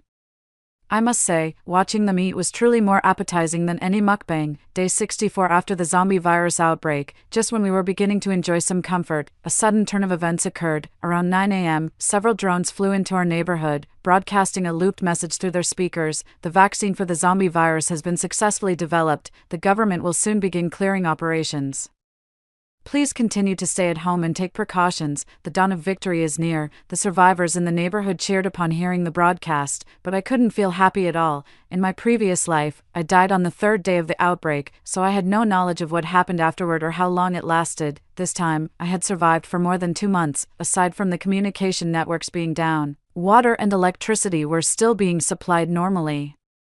I had a hunch that the virus was not entirely out of government control and that it might not last very long, but I didn't expect that the vaccine would be developed by the government so quickly. With the vaccine, even if humans were bitten by zombies, they wouldn't develop the disease, as long as a vaccine was administered to the survivors in each cleared area. The number of people available to clear the zombies would increase, and the progress would accelerate. In other words, in as little as half a month, the zombies across the country could almost be completely cleared. This situation was very disadvantageous for me. If those 3 people across from me survived till the end of this catastrophe and regained their freedom, their first action would surely be to join forces against me. No, I couldn't let that happen. Starting today, I needed to closely monitor every move they made and somehow cause discord among them. Unexpectedly, after hearing the news, Leo, without waiting for me to act, decided to strike first. One evening, while Charlie was asleep, he secretly approached Cynthia. "Our hard days are almost over, but we must deal with those jerks Shirley and Charlie now." Although Cynthia had fallen out with Leo, she nodded vigorously, teeth clenched, agreeing to his proposal. Then Leo started whispering in Cynthia's ear. The voice was too low for me to hear clearly. However, the next day, they made no moves. By the 4th day, our food supply had run out, and despite how much Charlie tried to contact me, he got no response. That's when Leo slowly spoke up. "Charlie, I think you should stop waiting. That bitch Shirley knows that the zombies will soon be cleaned up, and we will all regain our freedom. To prevent us from retaliating, she definitely won't send more food and wants to starve us to death." Charlie, already hungry and furious, exploded with rage at Leo's words. "If I get out, the first thing I'll do is kill that bitch." Leo immediately responded, "Charlie, if we're going to make a move, It has to be now. Think about it. Once order is restored, doing something like that would be illegal. Only now, when it doesn't matter if there's one less or one more, will no one care? Plus, she dared to send food before, which means she must have hoarded a huge amount of supplies. If we kill her, all those resources will be ours. Even if we eat to our heart's content every day. We might not finish them all by the time the zombies are cleared. We're going to starve if we stay here anyway, so why not fight with all we've got, right, Charlie? My heart smirked secretly, wondering where exactly they planned to fight, even if they knew I was nearby. The neighborhood was so large. Would they search every house? What I didn't expect, however, was that Leo had a trick up his sleeve. After Charlie agreed to join him in killing me, they immediately drew the curtains in the living room, blocking my view. I could only hear Leo's lowered voice through the bug. Once, I woke up in the middle of the night and happened to see the supplies being delivered from the window across by a drone, and yesterday, I secretly checked my phone's location on the computer and found it was also in the building across. With these 2 points, I'm pretty sure that bitch Shirley is hiding in the room directly across from us. We'll take up whatever weapons we can for protection, and they plan to force their way through, threatening to break down the door if it wasn't opened, and they wouldn't let her survive if she resisted, I heard them say, and I glanced downstairs. The zombies currently wandering the residential garden weren't numerous and were weakened by hunger, sluggish in their movements, but did they really think they could reach my door so easily? They were underestimating me, surely. I quickly cut my hand with a knife and smeared the blood all over a piece of clothing, which I then tied to a drone. After hearing the 3 of them leave their apartment via the listening device, I hurriedly launched the drone. The drone began to circle the garden, the strong smell of blood from the clothing inciting the zombies' bloodlust below. They became increasingly frenzied, relentlessly chasing after the drone. I maneuvered the drone towards Building C, and the zombies, in 3 layers thick, quickly surrounded its entrance. Just as I was about to rejoice over the success of my plan, a thought struck me. It was wrong. They could take the underground parking lot from Building C, a path better defended and more likely their choice. I quickly steered the drone into the entrance of the underground parking lot. After a while, I saw the 3 of them on the monitor, just having killed a zombie and running towards the door on the first underground floor of my building. I positioned the drone on a nearby horizontal beam. The horde of zombies, drawn by the noise, started to move towards them. On the screen, I clearly saw Leo, trailing behind, be the first to notice the pursuing zombies. He urgently tapped Cynthia on the shoulder. Cynthia looked back, understanding the situation. They each wielded a fire axe and a kitchen knife, striking down on the legs of Charlie, who was oblivious and running ahead. Charlie screamed in pain and fell, his leg wounds leaving deep trails of blood on the ground. The bloodthirsty zombies swarmed over him, engulfing him in their mass. As the parking lot echoed with Charlie's desperate curses and screams, the treacherous couple had used him as bait and successfully ran into the door of the underground floor, slamming it shut and disappearing into the corridor. 2 months later, this deceitful couple reappeared before me, professing their deep love for me. Leo, banging on the corridor door's glass, tears of longing in his eyes, pleaded, "Wife, I finally found you. It's so good to see you alive. I've missed you so much. I'll make up for my past mistakes 1,000-fold. Please just give me a chance to make amends." Cynthia, also crying at the glass, said, "Shirley, you're my lifelong best friend. If it weren't for the chance to see you again, I couldn't have endured. It was just a moment of foolishness. Can you forgive me? We've always said, no man can come between our friendship." Moved by their sincere apologies, I leaned against the doorframe, wiping a tear from my eye, and slowly said, "Since you both realize your mistakes, I won't hold it against you." Leo and Cynthia, pleased at first by my words, listened intently, but to prevent the same betrayal from happening again. "I can't accept all 3 of us living together anymore." Leo frowned, puzzled. "What do you mean?" I sighed. "It means I can only let one of you stay with me going forward, but since you both are important in my life, I can't choose." Leo quickly grasped the implication, his eyes earnest. "Then just let me in, wife. I'll marry you and spend my life making up to you. It was all Cynthia's fault. She seduced me. I never thought of betraying you." Cynthia, stunned, quickly objected, "Surely. Don't believe him. He got me drunk and took advantage when I was not in my right mind. You can't trust a scoundrel. Trust your best friend. Plus, he was just caught by a zombie. He's going to turn." Before Cynthia could finish, Leo furiously grabbed her by the throat. "What nonsense are you spouting? Where did I get caught? It's just a scratch." Following Cynthia's hints, I noticed the clear scratch marks on Leo's arm, bleeding. Feeling guilty, he decided to play his final card.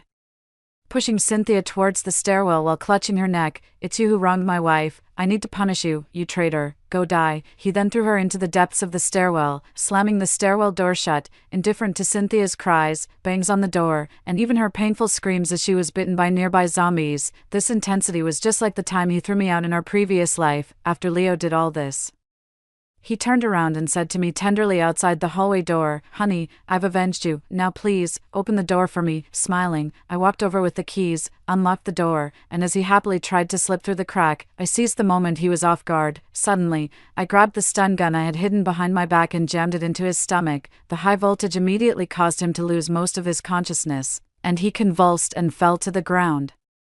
As I continued to administer electric shock therapy while crouching down, I explained to him with a smile, "Honey, thank you for avenging me, but your current situation is quite dangerous, so I had to treat you specially. I believe the authorities will have a way to save you." 10 days later, the doorbell at my home rang. "Ma'am, we are from the authorities, here to administer an anti-zombie virus vaccine to survivors. How many survivors are there in your household?" I happily opened the door and honestly reported to the staff, "There are 2 of us, myself and my fiancé." "Then please have your fiancé come out, we'll register his information and then we can administer the vaccines." I hesitated. "He's not really in a position to come out, his condition is a bit special." Upon hearing this, the staff member turned and nodded towards the back, and then 2 burly staff members approached, flanking me. "Ma'am, please lead us to see your fiancé." Confused, I asked, "What is this for?" The staff did not respond directly. "You just need to cooperate with us, and we will provide you with assistance." Reluctantly, I took the keys and led them to the door of the small room, cautioning them to be careful before opening it. Leo, who had turned into a zombie, was wandering inside the room. Seeing the door open and what looked like a feast outside, he lunged forward in frenzy, before he could get close. However, 2 officers in riot gear rushed from behind me. One skillfully netted his head, while the other chopped it off with a machete. The action was so smooth that hardly any blood was spilled. The 2 staff members beside me, dumbfounded, pulled me away from the scene while their colleagues began the disinfection and cleanup. A staff member holding a clipboard comforted me. "Your fiancé had already turned into a zombie, and the vaccine would have been of no use to him. We have dealt with many such cases. You are not alone, so try to accept this reality. It's tough for everyone, and we hope you can handle such situations more rationally in the future. Thank you for your cooperation." Tears in my eyes, I nodded. "Thank you for guiding me. I will certainly correct my errors and handle things more rationally in the future." After the room was disinfected and cleaned, they checked the remaining 2 rooms to ensure I didn't have any other family members hidden. Then a female staff member checked me for any wounds from zombie scratches before administering the vaccine to me. 10 days later, communication networks began to recover. News that domestic zombies have been eradicated and all survivors have been vaccinated dominated the headlines on all major social media. Sister Jocelyn called me immediately after seeing it. "Sis, did you see the news? Oh my gosh, we're finally free. Come over to my place for a meal to celebrate.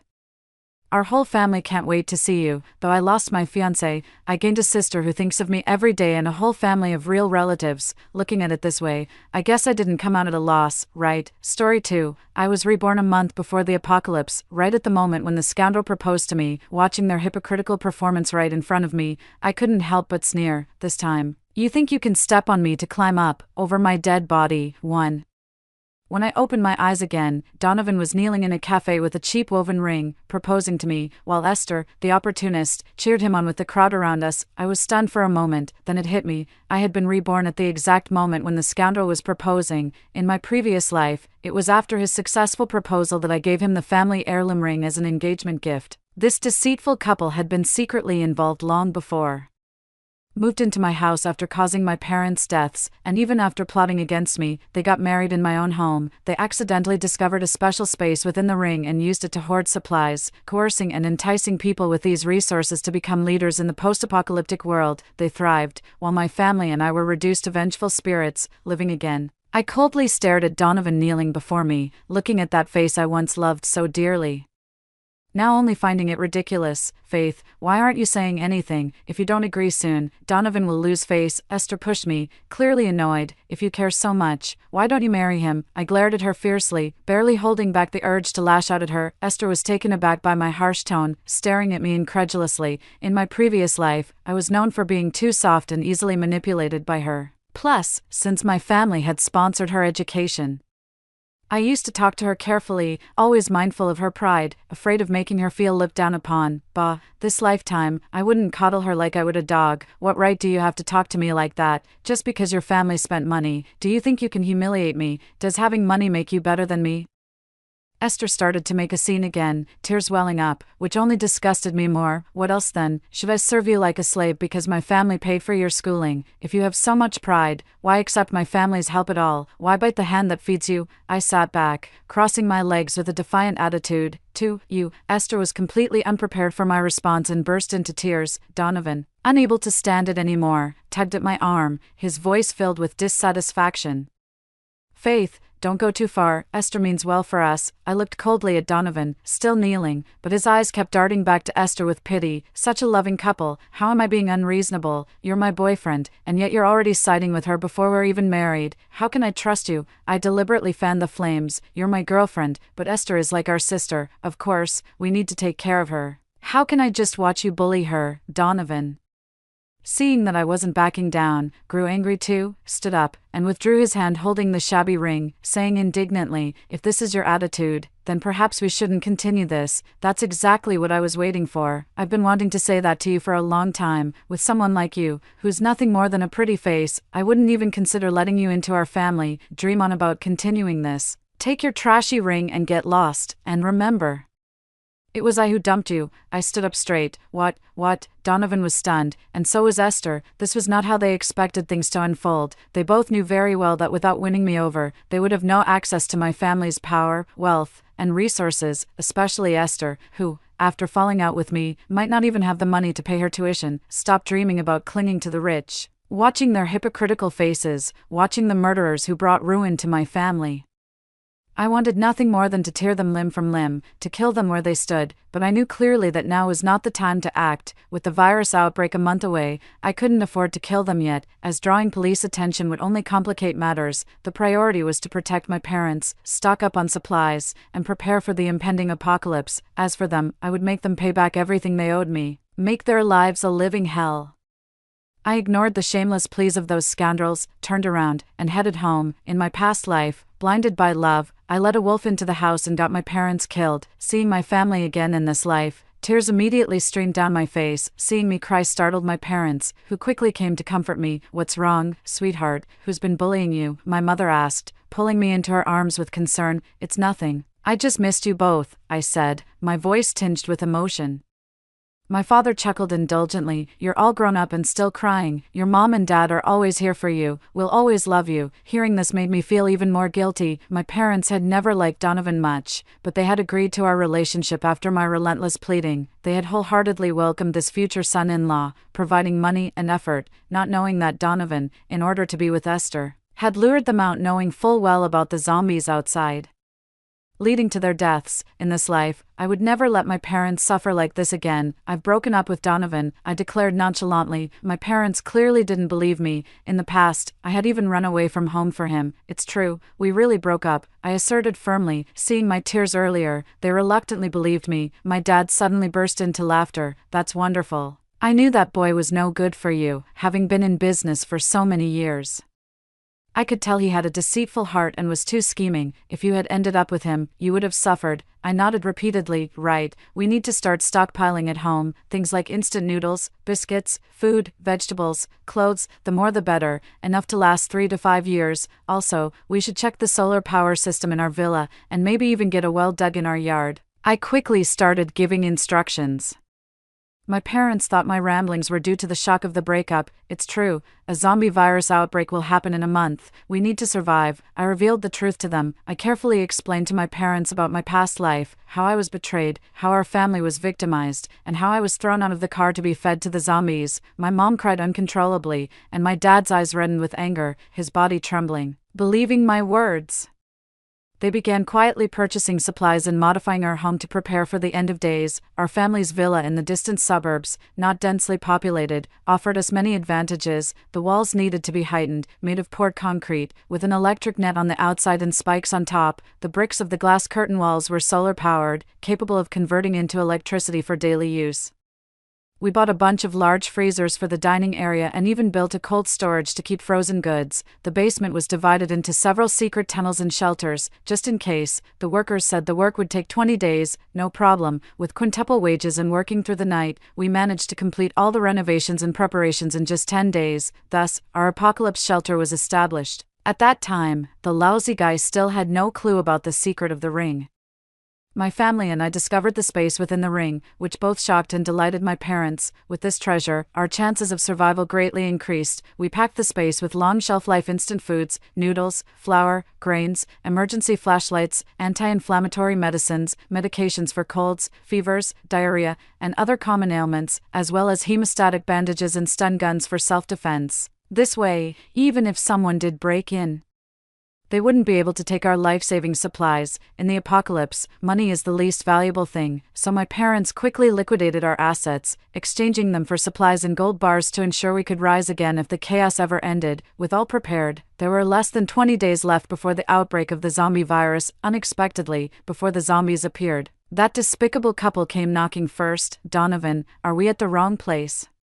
Faced with the nearly 10-meter-high wall, Esther and Donovan were silent for a full half-hour. If not for the GPS repeatedly confirming their arrival at the destination, they would have suspected they had ended up near a prison, with its high walls and barbed wire. "Anyway, we need to clear up this misunderstanding, otherwise, it's going to cause a lot of trouble for you."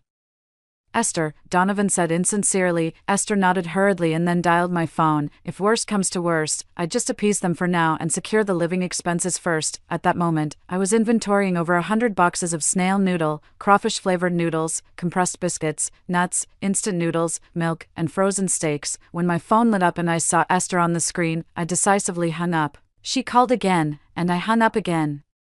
Repeating this 3 times before I finally blocked her. She was just slowing down my stalking speed. 500 bottles of white liquor, 250 bottles each of strong and light aroma types, 200 cases of beer, 600 packs of cigarettes, 200 kilograms of tea, 500 kilograms of sugar. These were all valuable commodities in the apocalypse. As I inventoried them, I categorized and packed everything into the space with my parents, and let's not forget about various seeds for plants and crops.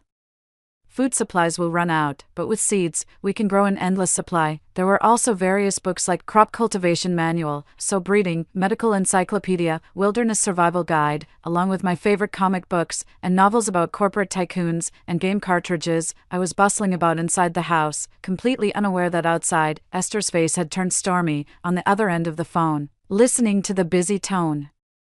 Esther was almost grinding her teeth in rage. "What's so great about Faith's family? They just paid for my tuition and living expenses. Just because they have money, they look down on people," she thought. Donovan, seeing his sweetheart distressed, comforted her. "Don't worry, Esther, once I deal with Faith and take over their family business, you'll never have to suffer again." He confidently pressed the doorbell of our family's villa, already armed with a plethora of sweet nothings, and then he was electrocuted. I had modified the doorbell into a stun button. A whopping 2,000 volts of electricity knocked the jerk to the ground instantly, his hair standing on end, hands curled like chicken claws, eyes rolling back. Donovan, what's wrong with you?" Esther, seeing Donovan convulsing and foaming at the mouth, was terrified. She pulled out her phone to call the police or an ambulance, but suddenly, there was no signal at all, because I had turned on the signal jammer.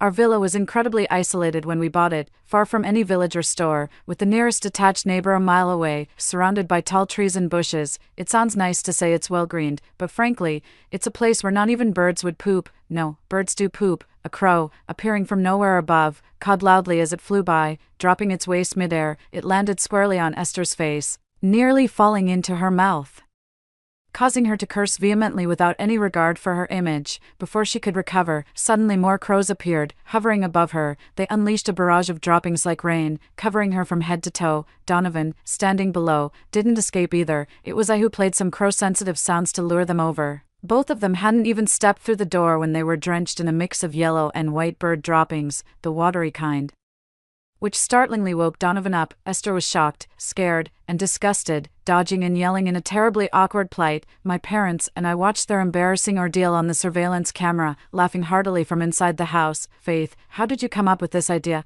Putting laxatives in the bird feed? Ha ha ha, brilliant." Look at Donovan, totally baffled as he got up from the ground, his hair looking like it was styled with aluminum foil. Ha ha.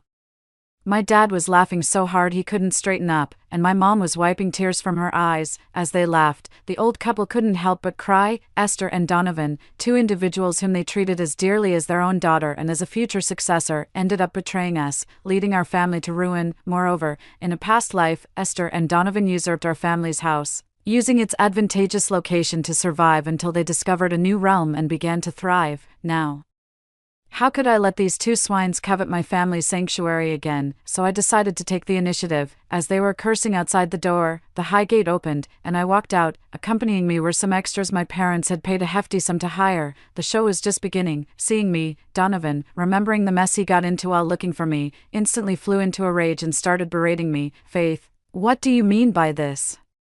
I genuinely brought Esther here to apologize to you and to clear up our misunderstanding, and you didn't open the door for ages. And then, he was cut off mid-sentence by Esther, who tugged at his sleeve, only then noticing the dozen or so men in black suits and sunglasses behind me, each looking menacing with the leader sporting a long scar on his face, facing this formidable group. Donovan swallowed hard and instinctively took a step back. Do you guys know this young lady? The leader asked. His voice raspy and gruff as if choked with phlegm from 1982, cold and ruthless. His followers, with tattooed arms and thick gold chains, looked ready for violence, almost blatantly broadcasting their mafia affiliations. Before Donovan could speak, a sack dropped from one of the men's hands, spilling out a bloody arm. Esther screamed in terror and hid behind Donovan, trembling. What's your relation to this young lady?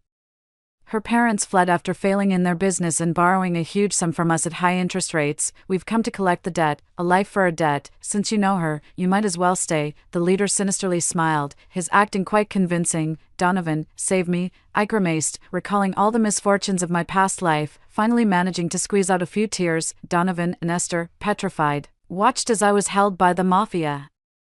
The image of the arm in the sack sending chills down their spines. No, I don't know her, Esther stammered, hastily trying to distance herself from me. I pretended to be shocked, my eyes wide as I looked at her, then turned with an expectant, pleading gaze toward Donovan. Donovan hesitated for only 3 seconds before he declared, I know her. Oh, I was quite surprised, and the gang members also watched him with interest. She's the other woman.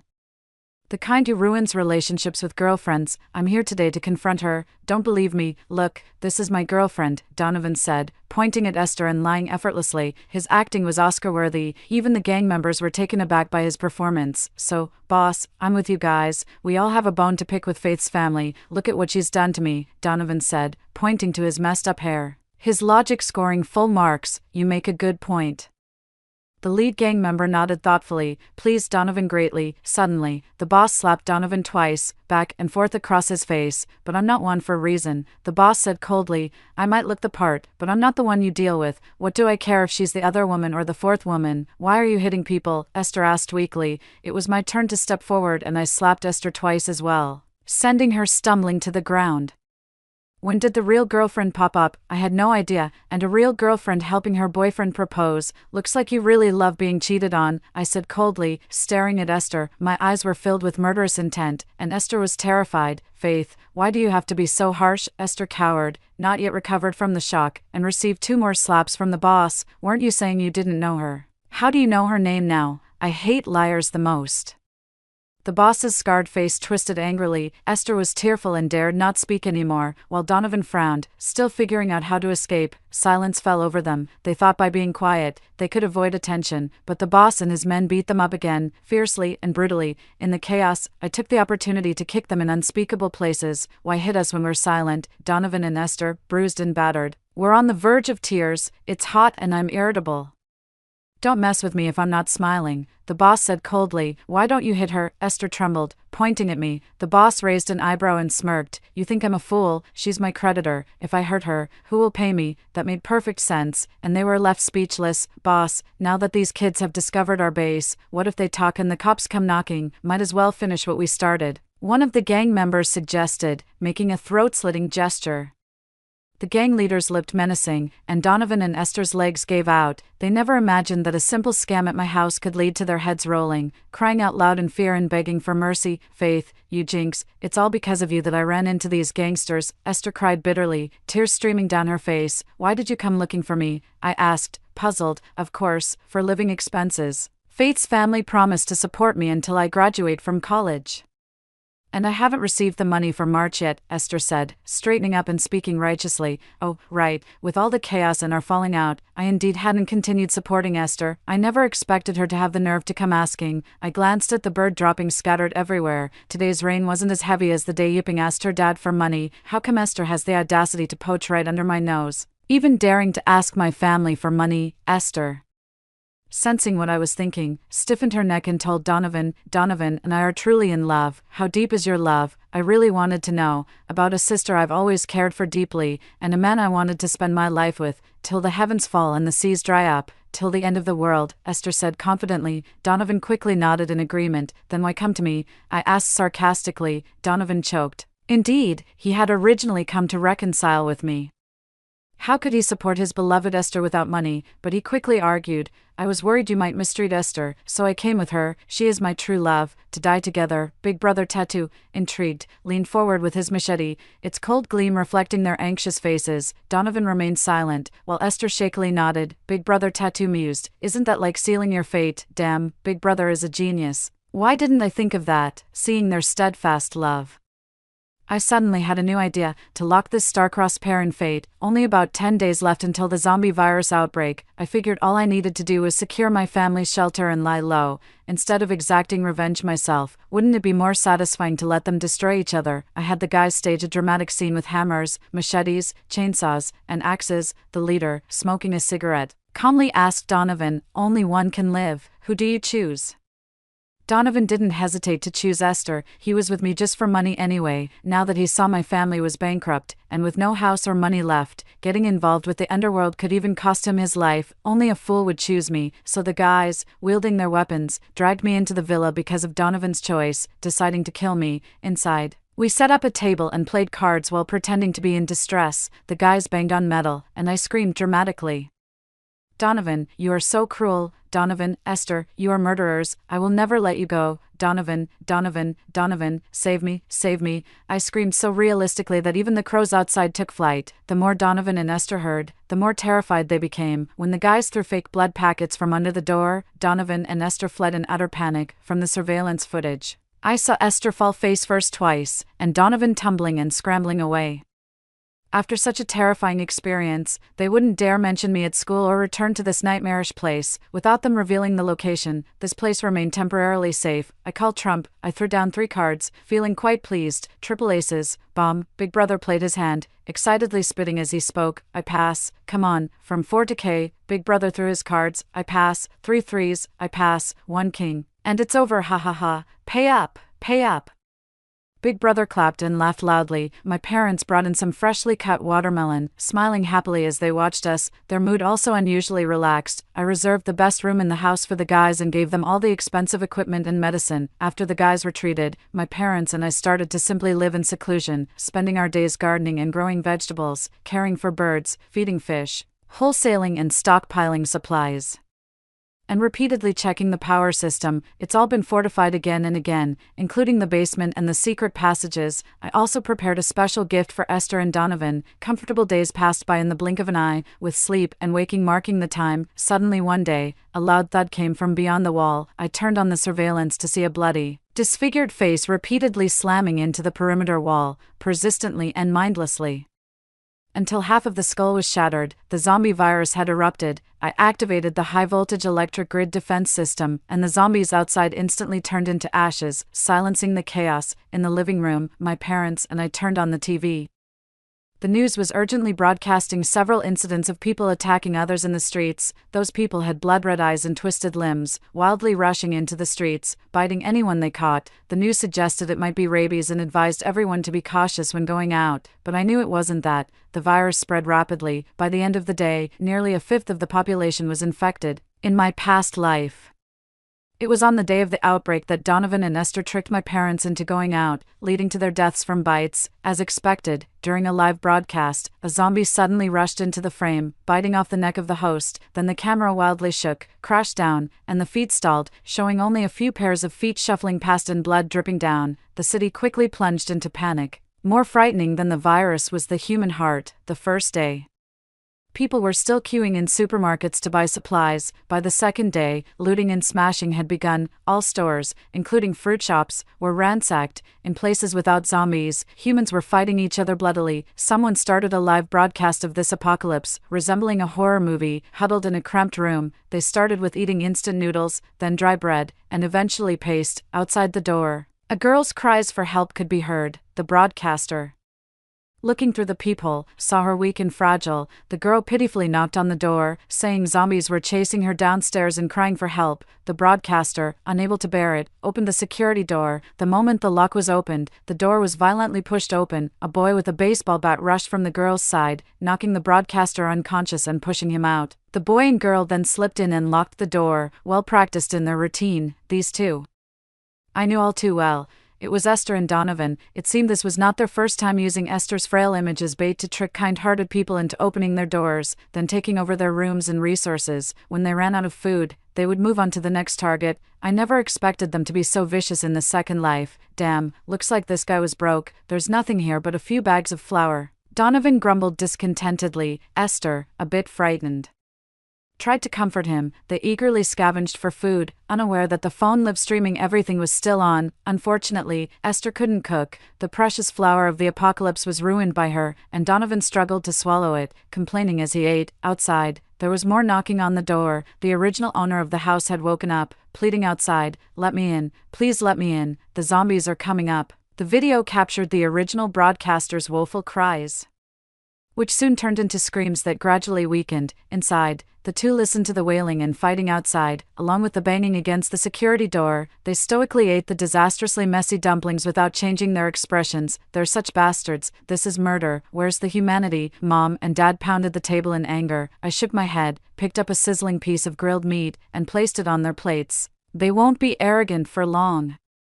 One's a selfish diva, the other, a vicious egomaniac. Right now, they're just bound by mutual benefits. If they were on opposing sides, would their bond be as strong as gold? Just wait and see. Mom and Dad sighed, then lowered their heads and happily took a bite of the pork belly. I placed small sausages on the grill, followed by mushrooms, potato slices, beef skewers, and chicken cartilage. The delicious aroma of the barbecue dispelled the gloom of the zombies roaming outside.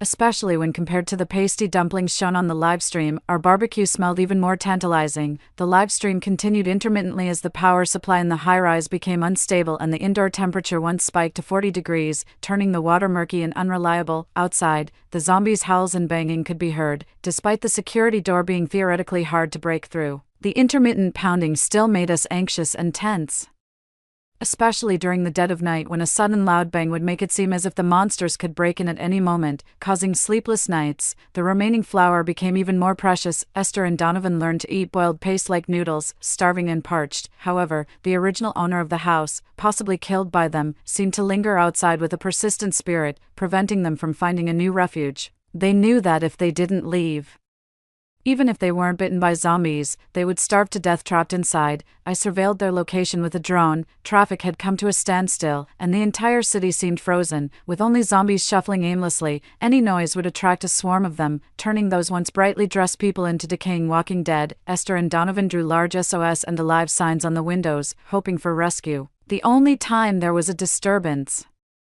a zombie climbed up to the third floor and almost shattered the glass. They hid under the table, not daring to make a sound as they watched the zombie's rotten face press against the glass, nearly driving them insane. From then on, they dared not sleep during the day, constantly on edge as if living years in a day. Meanwhile, I lay comfortably in an air-conditioned room eating ice cream, watching a Crayon Shin-chan movie on a 70-inch projector. My parents were in the next room watching a patriotic war drama, occasionally bursting into laughter and discussing the plot. The room temperature was around 26 degrees, and the scallions I planted a few days ago were thriving on the windowsill. Since our villa was located in a remote area, the risk of infection was minimal. Occasionally, a few zombies, possibly mutated neighbors or housekeepers, would stagger into our property only to be electrocuted by the high-voltage security.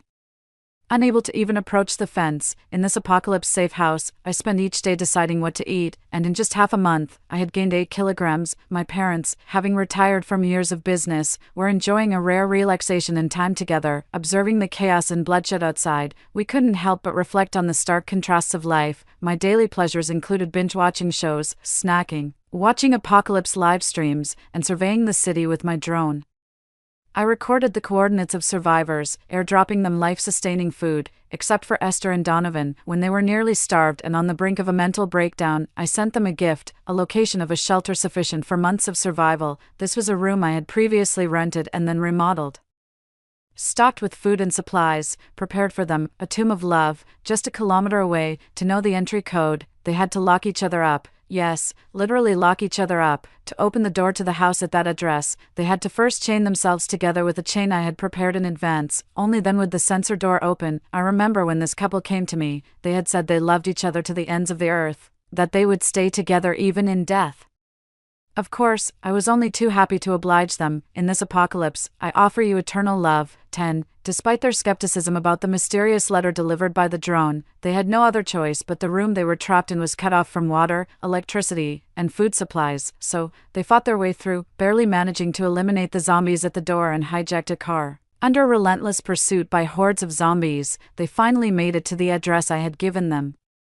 The place was surrounded by surveillance cameras I had set up. I watched as zombies, screeching behind them, reached their hands through the door. Donovan held the door firmly against them, and the zombies' hands were severed, twitching on the ground for a few moments, unaware of pain. The zombies continued to pound fiercely, their noise attracting even more of them. Are you done yet? Hurry up, hurry, Donovan urged, sweating profusely. It's done, Esther, with a crying voice.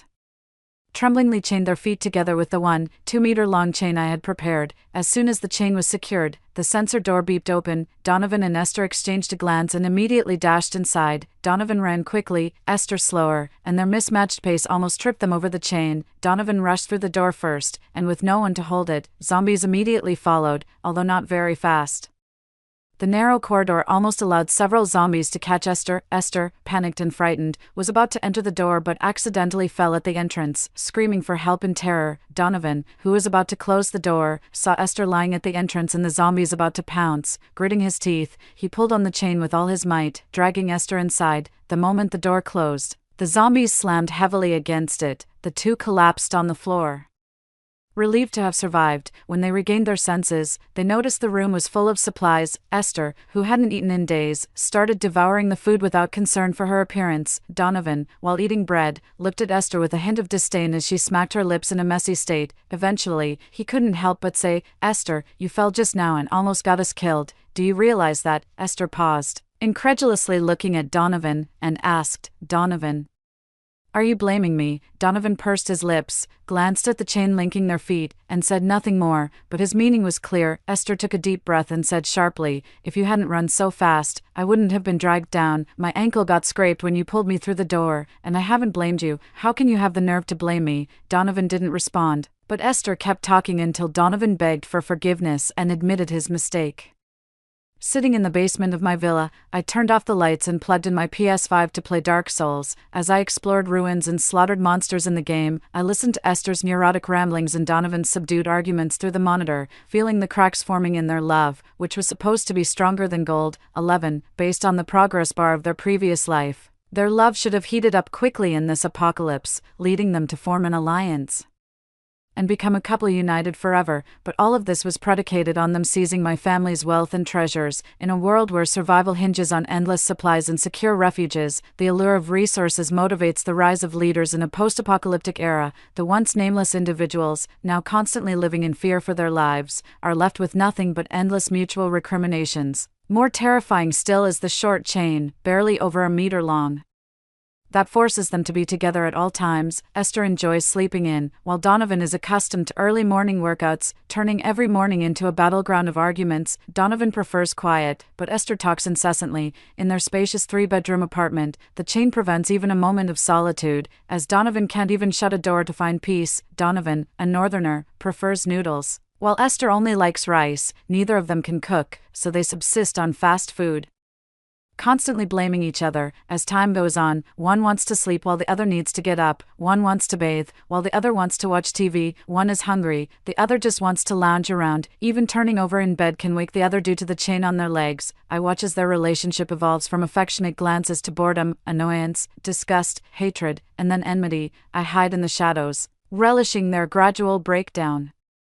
They have become prisoners of a so-called love, truly shackled by their grievances against each other. This is the gift I give them before sending them to their deaths, a chance to see each other's true colors. In the second month after the outbreak of the zombie virus, less than half of the population survives, and the world has lost all order. With a massive reduction in population over 2 months, food shortages are widespread. To survive, people start forming alliances and makeshift gangs, recruiting members with supplies and weapons, establishing power, and engaging in violence and looting in this apocalyptic world. In their previous life, Donovan and Esther amassed supplies and dominated their adversaries using my space. However, this time, the iron chain on their feet keeps them from daring to venture outside. The chain, just over a meter long, binds them tightly together, making it impossible for them to act independently once outside. Their chances of survival are almost nil due to their impaired mobility, forcing them to cower in a small room. They try cutting the chain with knives, burning it with fire, and smashing it with hammers, but the noise attracts zombies who furiously pound on their door, yet the chain remains unbroken. The room is still stocked with supplies, but their spirits are at a breaking point. The two are bound together even for basic needs like bathing and using the toilet. And dressing becomes a challenge. The novelty of their initial affair has long faded, replaced by disgust and escalating arguments. I sit in the villa, munching on a tomato, mockingly watching the continuous conflicts on the surveillance screens like a primetime reality show, after being trapped for 2 months with no end in sight. Their patience wears thin. Donovan wants to join a gang to carve out a path to survival, while Esther prefers to hunker down and wait for reinforcements. In yet another heated disagreement, Donovan loses his temper with Esther. He smothers her head with a pillow and kicks her viciously in the abdomen. Esther's muffled sobs come through the surveillance, while the chain that symbolized their steadfast love clatters loudly. "You bitch. If it weren't for you dragging me down, I would have escaped long ago. Why don't you just die?" Donovan curses her brutally, without a trace of compassion. Esther, unable to get up, stares at Donovan incredulously with tear-filled eyes. "You're the one who insisted on marrying me. If not for you, I'd still be enjoying the support of Faith's family, living without worry. You have the nerve to say that. If it weren't for you, I would have been Faith's family's son-in-law, escaping with all their money before their bankruptcy." Donovan retorts through clenched teeth, "Pathetic man, living off a woman. I have no respect for you." Esther retorts, curling up on the ground and kicking at Donovan. "Crafty witch." Donovan slaps her in response. In this desperate, apocalyptic world, their mutual dependence has turned into a toxic battle for survival. They were actually fighting among themselves, while hunkered down in a fortress-like shelter far from the city center.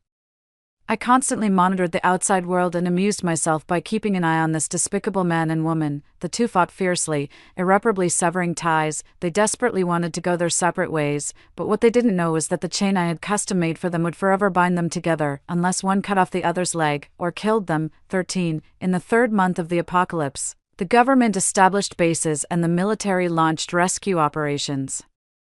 Most gangs struggling to survive promptly surrendered, while the remaining scattered forces ceased their disturbances and no longer dared to stir up trouble. The streets swarmed with zombies that were incinerated by muskets, the city was cleansed, and rescue signals were sent from all directions, increasingly reaching survivors hidden in corners. My parents and I were among the first to be rescued to the base, using an unknown number. I sent the coordinates of the base to Donovan and Esther, but I instructed them that there was only one spot available at the base. I even thoughtfully prepared a car for them. It seemed fate dictated that to reach the base, they would have to pass the very road where they had once pushed me out of the car to feed the zombies. The same scene as before, only now it had become a cruel choice between the two of them. The more brutal part was that they thought the other was unaware. When the base doors opened, only Esther stood before me, dragging a blood-stained, empty chain from her foot. The answer was self-evident. 14. The footage from the dashcam, transmitted back in real time, showed them getting into the car and desperately fleeing, with zombies relentlessly chasing after them, clawing at the doors and smashing the windshield. In a terrifying and grotesque scene, the car struggled to move forward. As they approached the small road, the number of zombies suddenly increased, completely surrounding the SUV and shrieking as they attacked. The glass windows banged and buckled under the assault, and even though the zombies shattered their shoulders and tore off their arms, they stubbornly continued their attack. The first crack in the glass spread, stained with the sauce-brown fluid of the zombies, and the whole vehicle shook precariously. Esther, with a face of despair, turned to Donovan for help. They knew all too well that unless one of them could get out to distract the zombies, the other might have a chance to survive. Otherwise, they would both perish. The zombies continued their assault outside, and a second crack appeared on the side window. "Esther, I love you." Donovan trembled, giving Esther a deep kiss, then moved to open the door, but it was on Esther's side. Donovan, what are you doing? Esther exclaimed in shock. We can't both die here. I love you so much. And I believe you'd want me to survive, Donovan said righteously, confident in his physical advantage over Esther. Esther lowered her eyes, her expression dimming. If this is Donovan's decision, then I'm willing. Really, Esther, you're willing to sacrifice yourself for me? Donovan was overjoyed, surprised it was even easier than he had imagined. He pulled out a dagger, intending to chop off Esther's foot and free her from the chain, pushing her out of the car, but suddenly, he collapsed. Powerless, I'm willing, Esther said expressionlessly, taking the knife. She exerted all her strength. Severing Donovan's ankle caused him to howl in excruciating pain. Powerless to fight back, the zombies outside the vehicle, drawn by the scent of blood, went into a frenzy. You bitch, you drugged the water, Donovan screamed, his body limp and in so much pain he nearly passed out. Just like before, the water was drugged, but this time, it was intended for her lover.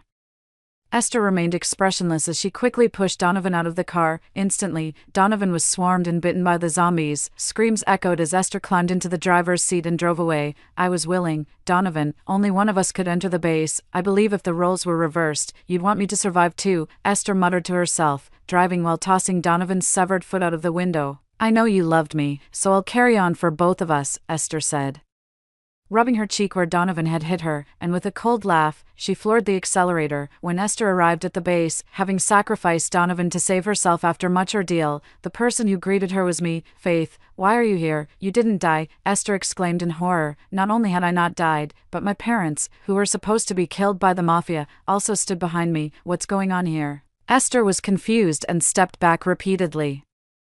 Weren't we supposed to love each other till the seas dry up and the rocks crumble, till the end of the world? I scoffed, looking down at the chains on her feet. Esther looked up incredulously. You knew everything. I stood my ground, neither confirming nor denying. Are you the mysterious person who provided us with the safe house address? Esther staggered, almost falling in shock. I continued to smile. The chains on our feet. Did you prepare those too? Esther asked, trembling.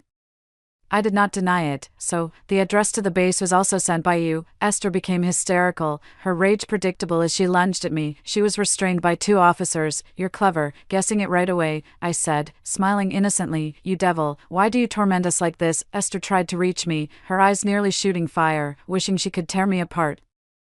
But she couldn't get close to me, held back by the officers, one of whom even drew a gun. Non-compliant living humans pose a greater threat than zombies in this post-apocalyptic world. If Esther caused more trouble, I wouldn't mind giving her a bullet. You killed Donovan. You killed him, Esther shouted, her eyes red with fury. Quiet. Do you want to attract the zombies outside the base? Before I could act, the commanding officer hit Esther on the head with the butt of his gun.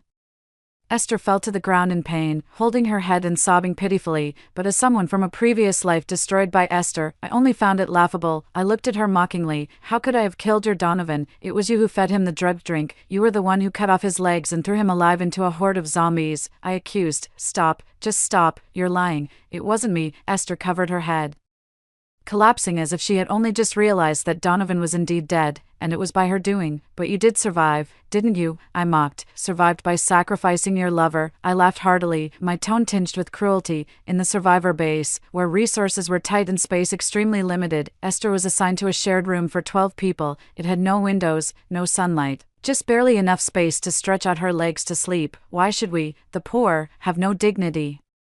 Why does Faith get a private room? We all survived. We should all have equal rights, Esther argued with hands on her hips, trying to incite her roommates. But she was mistaken. I never needed money to enter the base. I donated billions worth of supplies using a spatial ring and Faith's family's fortune, and saved countless lives, earning a small privilege in return, while I lazed around in a large villa, confident that my country wouldn't abandon us, that the government wouldn't abandon us.